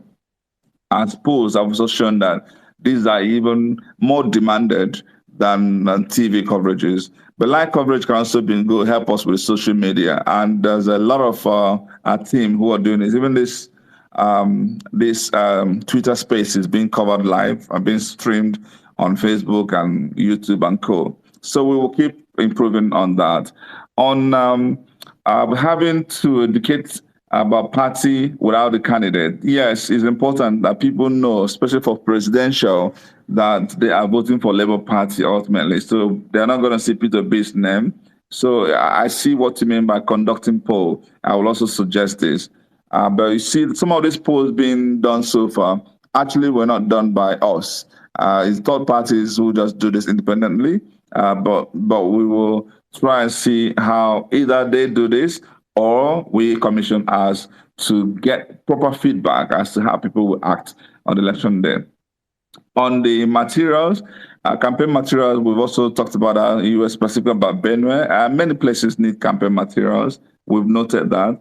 And on the message going to the north, yes, message of consumption to production, message of employment, message of engaging the youths, all of those actually going on. There are several of such messages that have been translated in the local languages and being fired on various media, radio in particular. The Ibrahim that spoke earlier is always on radio in different parts of northern Nigeria, and there's several of such. We need to get more people doing so. So that this message can keep permeating down the grassroots, down the local the hinterlands. So we have noted all of this, and thank you guys. Okay, thank you very much once again, Mr. Val. We really appreciate that. So real quick, guys, we have lots of people requesting. I really don't know if we can take everybody here on this space, but we will try as much as possible to take as much people as we can. And that is why we need to give 1 minute each to everyone. Please, it's 1 minute, one question, or just a comment for a minute. If it passes 1 minute, I'm sorry, guys, I might have to just cut you off. All right, do you want to say something? How do you know? How do you know I wanted to say something? Yeah, I want to say something. So I've been getting lots and lots of inquiry about the name of the app that was mentioned by Mr. Val on the program. So I want to give information on that. If you go to obi.t.support and scroll down on the website, you'll see the app. obi.t.support. You see Town Hall. The app is there on that website. So obi.t.support, you find the Town Hall app on it. Thank you very much. And then maybe I should also say this. There was somebody here whom I mistakenly took off from the platform. His name is Maduka. I'm glad he's back. Maduka, it was an error. Sorry about that, please. You have the opportunity to also speak and contribute to the process. Thank you very much. Okay, thank you very much, Oraye. Moving on real quick, I'll pass the mic over to MJ Stark. Hi, MJ. Hey, Piers, and good evening, Dr. Val, and good evening to everyone on the space. Firstly, I would like to quickly, on behalf of everyone on the space, Mr. Val, I would like you to please send our messages to Peter We need you to let him know that we love him, we love what he's doing, and we're 100% on board with his messages, and tell him to keep strong, and we are all solidly behind him. All right. Now, for my question, I just want to double down on what you've already responded to on the comment section. That was actually the main reason why I requested the mic. This is the issue about the PDP, not just in the Southeast. This is like, I have some relatives on ground in the Southeast and also a few friends of mine in the North. People everywhere, all over Nigeria, they now understand that Peter Obi is the candidate that they want to vote for. Now, the likes of the PDP, what they are doing right now is leveraging on that. They don't have anything to sell. So they're just trying to keep brainwashing people, and what I want you to do, Dr. Val, is please, the Southeast, all right? We know that Peter will win in the Southeast. We know that. He's competent and it's his region. So he has every reason, absolutely no reason not to win. But these guys, they are trying to manipulate people into believing that Peter is still in the PDP. So when we are campaigning in the Southeast, our sensitization, the message must be clear. The party, right now, Peter Obi is going to win this election, all right? But his name won't be on the ballot. The Labour Party will be. So we need to make everyone all over Nigeria to understand that the Peter Obi that they are going to vote for is in the Labour Party as of today. We need to make it impossible for these people who are spinning this narrative of him being in the PDP. We need to kill that idea immediately. All right, thank you very much. Thank you, MJ Stark. I can't but agree more with you. When I say that some of us will go home, it's beyond just going home. There's a lot we are going to do to make sure we leave no stone unturned. There is nowhere there will be any form of ambiguity whatsoever about the fact that Peter Obi is Labour Party and Labour Party is Peter Obi. And for us also in Anambra, we're going to push it down the other cadres of this. We don't have governorship now. We're going to have Senate, we're going to have House of Reps, and ultimately House of Assembly. We want to make sure Labour Party is delivered across board. So, and some of what we're doing, people will take responsibilities for their areas. And you know what that is? 360-degree responsibility to make sure the right things are done. And trust me also, things that we need to do with media, messaging, all of that will be done. I think where we have a lot more work to do is in the North, which is why a lot of comments we've had today is focused on the North. We will not again overlook every other part of Nigeria. So, but the point is well noted. I agree with you, and we will act on it. Thank you. Thank you very much, Mr. Val. Real quick, I'll pass the mic over to a lady. Good thing we have a lady on stage right now. Okay, and I'm getting DMs again from people who still cannot see the mic. Like I've said before, I'm sorry, I'm not going to repeat this again. If you cannot see the mic, it happens. It's a glitch from Twitter. It's not the fault of the space. So you might just want to leave and return. You will find the mic. Over to you, Wamaka. You have 1 minute. Thank you very much.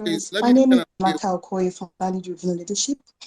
I just wanted to point I'm sorry, out. Wamaka, I'm so sorry to cut you off. All right, do you want to say something? Yeah, I want to say something. Yeah. Mr. Please, we have Me? like 10 minutes of your time in addition to what we have already.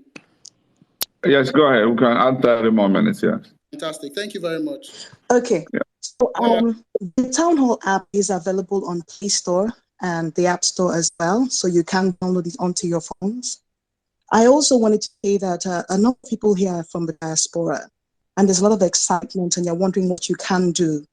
You can give funds, because that would go a long way. You can also lend your influence, because Nigerians in diaspora remit tons of funds to family members, and this is the time to also influence those family members to toe the right path, because they'll be needing less money when Peter Obi becomes the president of Nigeria.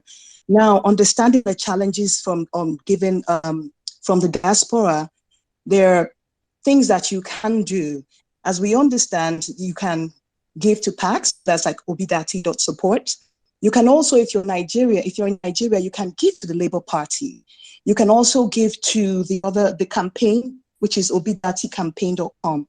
But basically, we really need money so that we can get things done. A lot has happened. A lot of people have been giving and helping and doing wonderful, wonderful things. But this is the time. All of us are here for a time like this, and we've got to bring this home. Thank you. Let me say this. The person who just spoke, Wamaka, is one of the key leaders within my team. She is doing amazing things. Her and Ibrahim Abdul Karim and a whole lot of team are doing impressive stuff to make sure that we succeed. So I just wanted to appreciate her and her contribution this evening. Thank you. Thank you so much, Mr. Val, and thank you very much, Nwamaka, for all you do. We really appreciate that. So real quick now, pass the mic over to Victor. Victor, you've got a minute. Okay. Thank you, everybody. Good evening, fellow Nigerians, and good evening, Mr. Val. Okay, quickly, my mind is like more of a submission and also like a question. I thank you for what you guys are doing. And this is to the campaign team. I see our excellency. It goes around, engaging with a lot of people, from the bar association to the accountants and to a lot of town hall meetings. My question is very, very particular with the security agents in the country.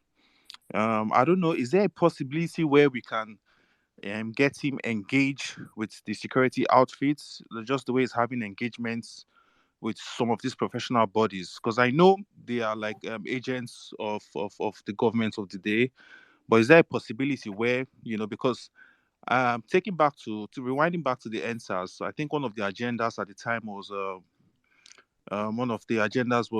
promote the welfare of security outfits in the country. And of course, one of the three legs of elections, one of the most important legs of elections are security, INEC, and the judiciary because of any post-election issue. So my suggestion is there a way that His Excellency can, or is there any plan to engage, with the Nigerian security, for instance, the Nigerian police force, just to give them an assurance of what's to come, just to carry them along, because we'll need them pre and post the election. So that's what I'm looking at. So I asked a question. I want to ask a question earlier regarding the peace accord, why election and why parties are not following up with the peace accords. But since you touched on that, I would just like to go further with if there's a way the campaign council can look at engaging the Nigerian police or any of the security outfits to give them a lending hand towards what good governance should look like. Yeah, thank you, and God bless you.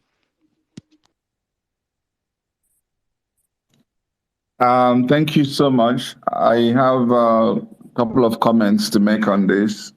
First is you would have heard our principal, Peter Obi, talk about how he has sat down with the leadership of each of the agencies, basically trying to understand their frustrations, what is required, listening to them and what can be done. And that's how he's able to speak very eloquently on what he can do to solve insecurity problem. So I'm saying, therefore, that engagement already started. And a lot of times, such engagements are not also what you publicize and take pictures and do all that. They're usually quiet because that's what it would demand.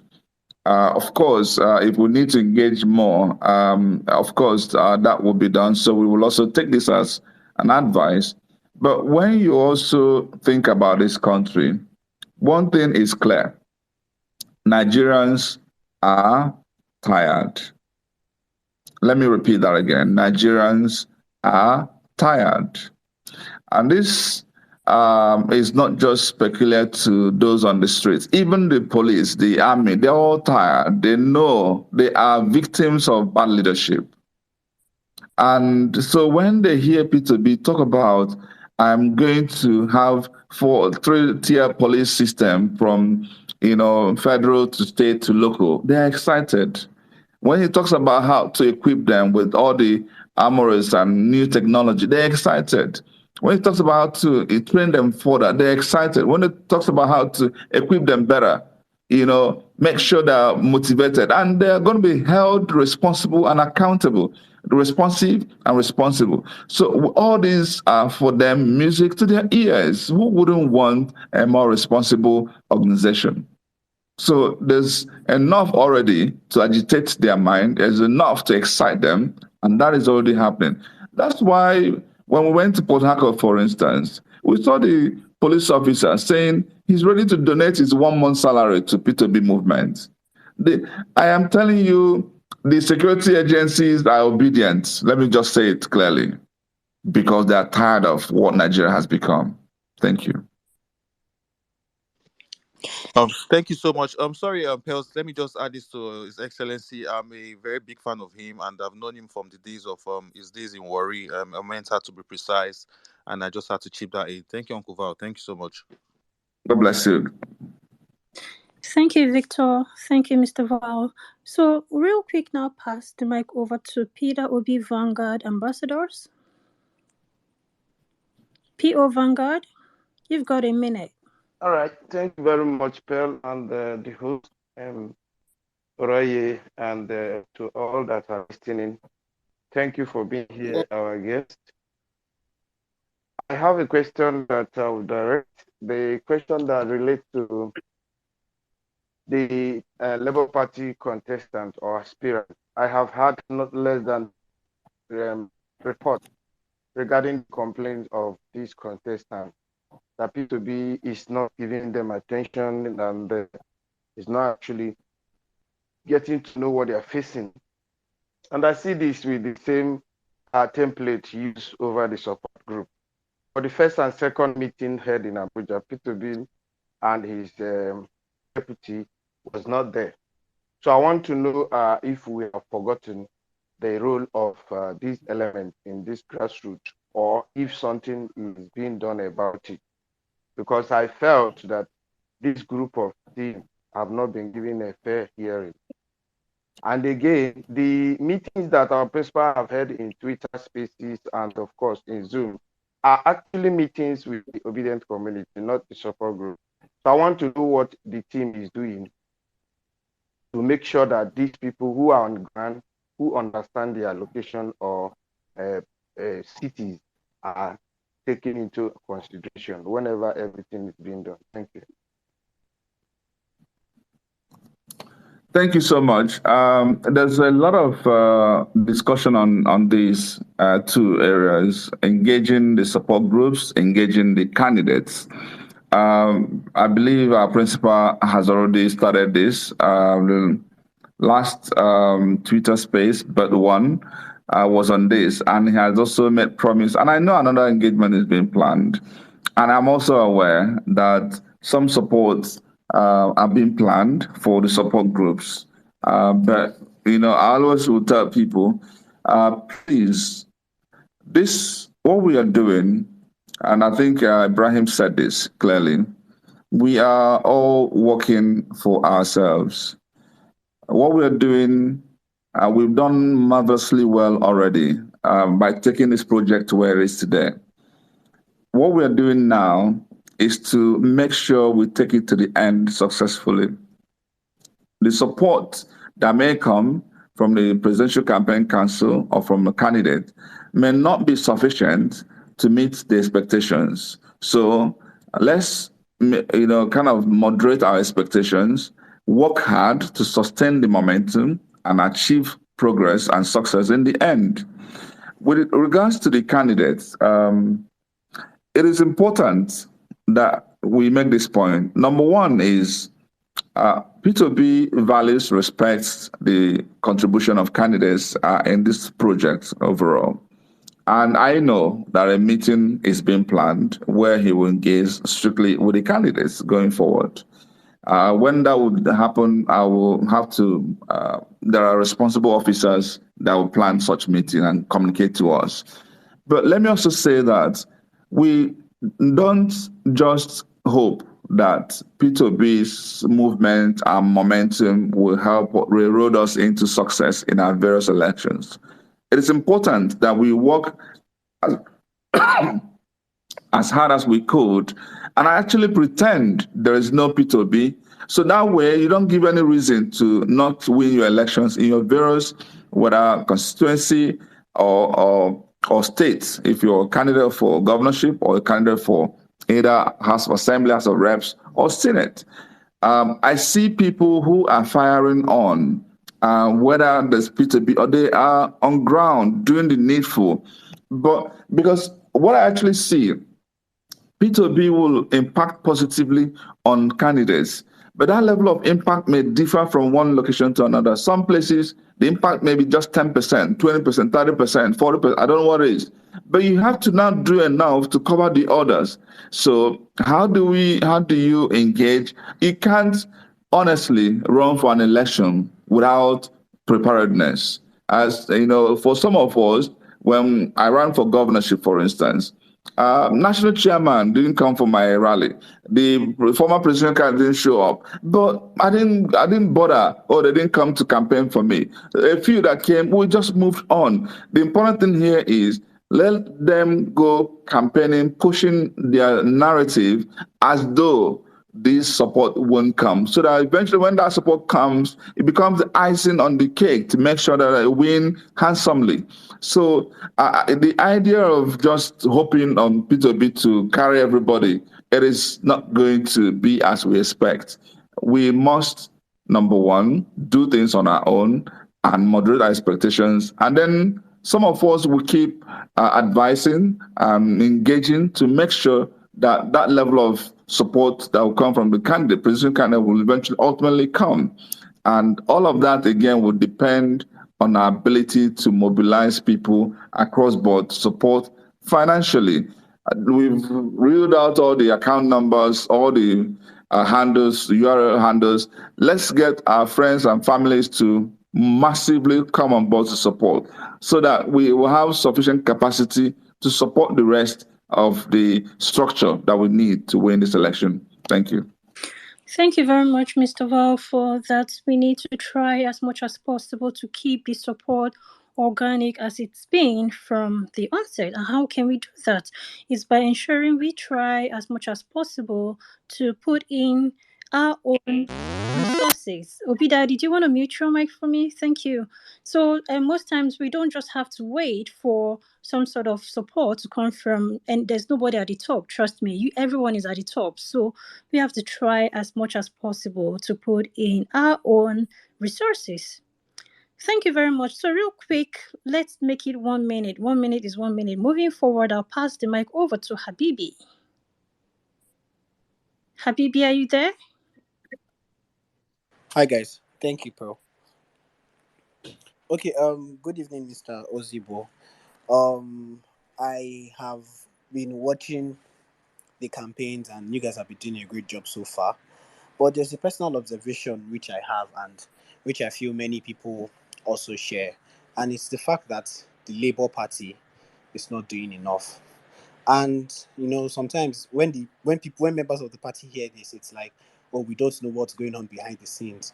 But when critics talk about how everything is too centered on Peter Obi himself, it makes sense because Peter Obi is putting in all the work, like he's working hard 24/7. But the party doesn't seem to be doing enough because the idea of the concept of the Labour Party is a very unique and novel one.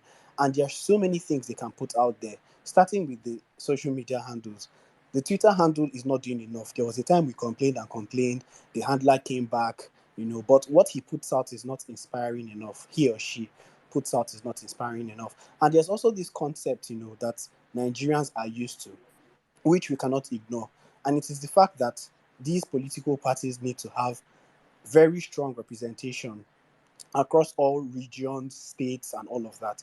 Many people that are supporting the other candidates, even the uninspiring candidates, are not supporting them solely because of the presidential candidates. Some of them have people that are in the teams of these presidential candidates, and they are supporting them because, okay, this person from my state is there. This person that is my political leader is there. This person that I look up to is there. So my interests are represented. And that's what a lot of people want to see in the Okay.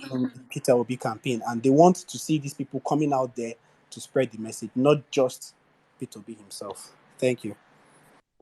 Okay, can we also take the two questions from the people who are indicating? There's Obidati and then there's Tio. Then we'll wrap it up. Absolutely. Yeah, sure, we can do that. Obidati, over to you. Hey, thank you so much for letting me speak. My questions will be really fast. So the town hall app, is it available in, like outside Nigeria? That would be the first one. And then I was going to ask a question about donations, but I got to get the website, from listening to you guys. It's obidati.support, and I was able to donate from there. But the thing is, initially I've been going to the obidaticampaign.com, and there it doesn't allow diaspora to donate. So is that also a campaign? Is it an official site? If it is, why not integrate it to one side so everybody can just donate, from one side and avoid the, back and forth of two different sites? That's another one. And then Aisha Yusufa, she's doing a really good job, promoting the Zenith Bank account numbers, to donate for people in Nigeria, but she's not necessarily adding the Obidati support, link for people in diaspora, because a lot of people in diaspora would not be able to donate with the, Nigerian bank accounts and stuff like that. So it would be nice if she can put that link there. If you're in diaspora, you can, donate from, these websites. I'm talking fast so I can say everything in 1 minute, right? But the next one would be, it's also going to be nice if the manifesto, if Peter Obi at some point, just gives us or them the manifesto so we lay that one to rest. Also, his security. We've seen, cases where he's just walking around with no security. Maybe you guys have some secret service people walking around him, but a lot of us have been asking that question. If you can assure us that everything is good, I think people will stop asking those questions. And then I think that's my last one. Thank you. Yeah, I just had to do a rapid fire. Thank you very much, Obidati. Thank you so much. And let me also appreciate Habibi for his earlier counsel. And Obidati, one of the reasons why it took us forever to even set up an account for support, because we just wanted to be cautious and play by the rule. So there's this debate whether we're allowed to collect and get support from diaspora. They target foreign support, and campaign is not allowed to do so. And if you do so, you have to declare to. So that's why, we are soliciting for local Naira support. That's why the account numbers Aisha Yusufu is reeling out are for the campaign, because we want to comply. Unless we have legal advice to the contrary, we have had to disable possibility of card payments and all that for the campaign council. That's precisely the reason. So what Obi Dati support is doing is also endorsed by our candidates. So feel free. It is an active, it's not basically part of campaign, but there's a lot of these support groups who also come doing different things to voter education and all that. When we see what they're doing is complementary, we encourage them to keep doing so. That way, it is not within the forte of the campaign council, and we're not bound by the limitation. So I want you to understand the reason. So you can go to support the Labour Party. The URL is provided, labourparty.com.ng. You can strictly go to support the campaign council by either transfers, or when you go to obidaticampaign.com, or there are other supports that, when people are doing support in kind, support in these other ways, you can go to obidati.support and especially enroll in the town hall. And you ask if it's available in the diaspora. It will give you option to indicate your state of residence and all that. So if you're a Nigerian living in the diaspora, you can afford to register with your local details. So if you know your polling unit, that way you can contribute in the discussion happening in your polling unit or your ward. And so you can be part of that even from diaspora. It doesn't, because you are, because it's already available on the app, I believe there's no limitation globally. Thank you. Okay, thank you so much, sir, for that response. Over to you, Theo. I'll take 2 or 3 people at once and then let Mr. Valentine respond. So, Theo, let's go. Okay. Thank you very much, Pels. Thank you very much, Mr. Val. It's a rare privilege to be able to speak with you. I've come to admire you since you contested for Anambra governorship last year. So, mine is a suggestion on strategy in the north. Mr. Peter Obi has talked extensively about turning the vast land in the north into agricultural farms. And I'm suggesting if he can hold town hall meetings with farmers in the north. I mean, he could do it zonally with northwest farmers, northeast farmers, or across the states. He could probably integrate that as part of his campaign when his campaign starts in the north. I'm looking at a situation where those farmers are made to take ownership of the campaign there. They should be made to realize the economic benefits they will derive from Mr. Peter Obi becoming president. This campaign, the ownership of this campaign has been taken up by the youth, and I want the farmers there to also do the same, because by the time he becomes president, their economic fortune will be boosted, and then Nigeria will be able to achieve food sustainability. He could also do similar town hall meetings with northern youths, women leaders, and clerics and other opinion molders in the north. That way, those leaders will be able to disseminate PO's message down to the grassroots. The other thing I want to talk about is... I'm sorry, Theo, do you want to land in 30 seconds? Oh, yeah, I'll do that. I'll do that quickly. I remember there was a time PO had a press conference in Kano, and the governorship candidate in Kano interpreted his interview. If the recorded interview could be played regularly in BBC Hausa and other top radio stations in the north, that would be great, repeatedly, so that this message will continue to penetrate. Because I realized that northerners use radios more. The next year poll suggested that most of the people got information about the candidates through radio. And also, the last thing I want to ask: are you studying the next year poll? Are you implementing the findings of that poll? That's the last thing I want to ask. Thank you very much for the opportunity. Okay, thank you, Theo. Over to you, real quick, Ishan Forson. Good evening. You've got 1 minute, please. Okay, good evening, sir. Good evening, Mr. Valentine. Okay, what I want to ask is my most of my problems are sorted out because you said that people are going to be traveling for Christmas and those things have been needed and flags can be printed and distributed to the houses. My own problem is I trust politicians. I trust you people. Please, Mr. Peter Obi should be protected. He should be withheld from the media and all that. That's my own. I trust my leader. That's just my own problem. He should be protected, and I trust you people to do what is best. And for our home base, my own home base, you have talked about it. During Christmas, those things will be sorted and information will be disseminated. That's my own. Thank you, and God bless you. Thank you very much. I think with that, we should be wrapping up. Mr. Val, you can now please.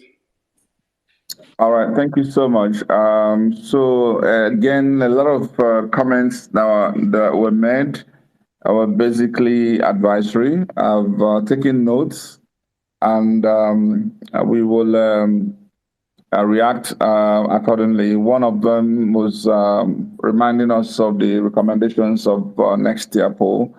Obviously, we have a lot of work to do from the polls, especially in the northwest and northeast, which also we've seen clearly that even in those zones, our performance is improving, especially in the urban areas, but there's a lot more that will be required in the rural communities. So yes, we are paying close attention to those recommendations. And there was also a suggestion for town hall meetings with farmers in the north. This is a fantastic advice. Incidentally, we started this already, not from the level of the principal. Some of our team actually held town hall just 3 days ago on Thursday in Kaduna with farmers. And the feedback has been exhilarating. It's been wonderful. There's a huge pledging of support to this campaign just on the back of that town hall. So it is a suggestion we will escalate up to the level of our principal and the running mate, Dati Baba Ahmed. So so I want to just, I don't know if there's still any more comment before I round up now. So please round up. Sahid, if I may be recognized. Who's that? The name is Sahid. I couldn't raise my hand. Calling from the diaspora. Can I be recognized? Okay, go ahead, please. Okay. Yeah. Good evening, Uncle Val, and well done to everyone. Good hosting, Ore Pal. I just want to use this opportunity to re-echo that it's no longer, a question of whether or not the community or the citizens, are favoring the candidacy of Peter Obi. We're 90 days out, and right now it's about the numbers. Of course, the Labour Party, has basically put a lot in place, but a lot also came to them, and is moving pretty fast. I just want to first encourage that the Labour Party should consider adopting, this kind of platform with reference to the host. If this could actually be done on a daily basis across the different regions, that would actually help. That could also lead to mobilizing, local community leaders. Some of the names that have been mentioned or the regions have been mentioned on the platform this evening about individuals and areas to be reached. Perhaps we could try to find a way to consolidate some of those names, and those individuals should actually be invited and actually featured as guests, to speak to their various local communities across, the different areas of the country. With regards to INEC, I'm not sure if the policy on ground allows for them to disclose to parties how many accredited and registered voters do we actually have distributed by regions. That information, it's important for the Labour Party to have it, so they can actually be able to know to some degree how they can influence, some of the youth voice as well as other well wishes to vote in favor of their candidate. And lastly, we're now leaving the stage where it's all about social media. It's important for the Labour Party to encourage its members to actually stay away from any issues that could actually compromise the effort and the obvious. The diaspora community is looking very closely at what's going on. I want to believe that the Labour Party is also speaking to international communities.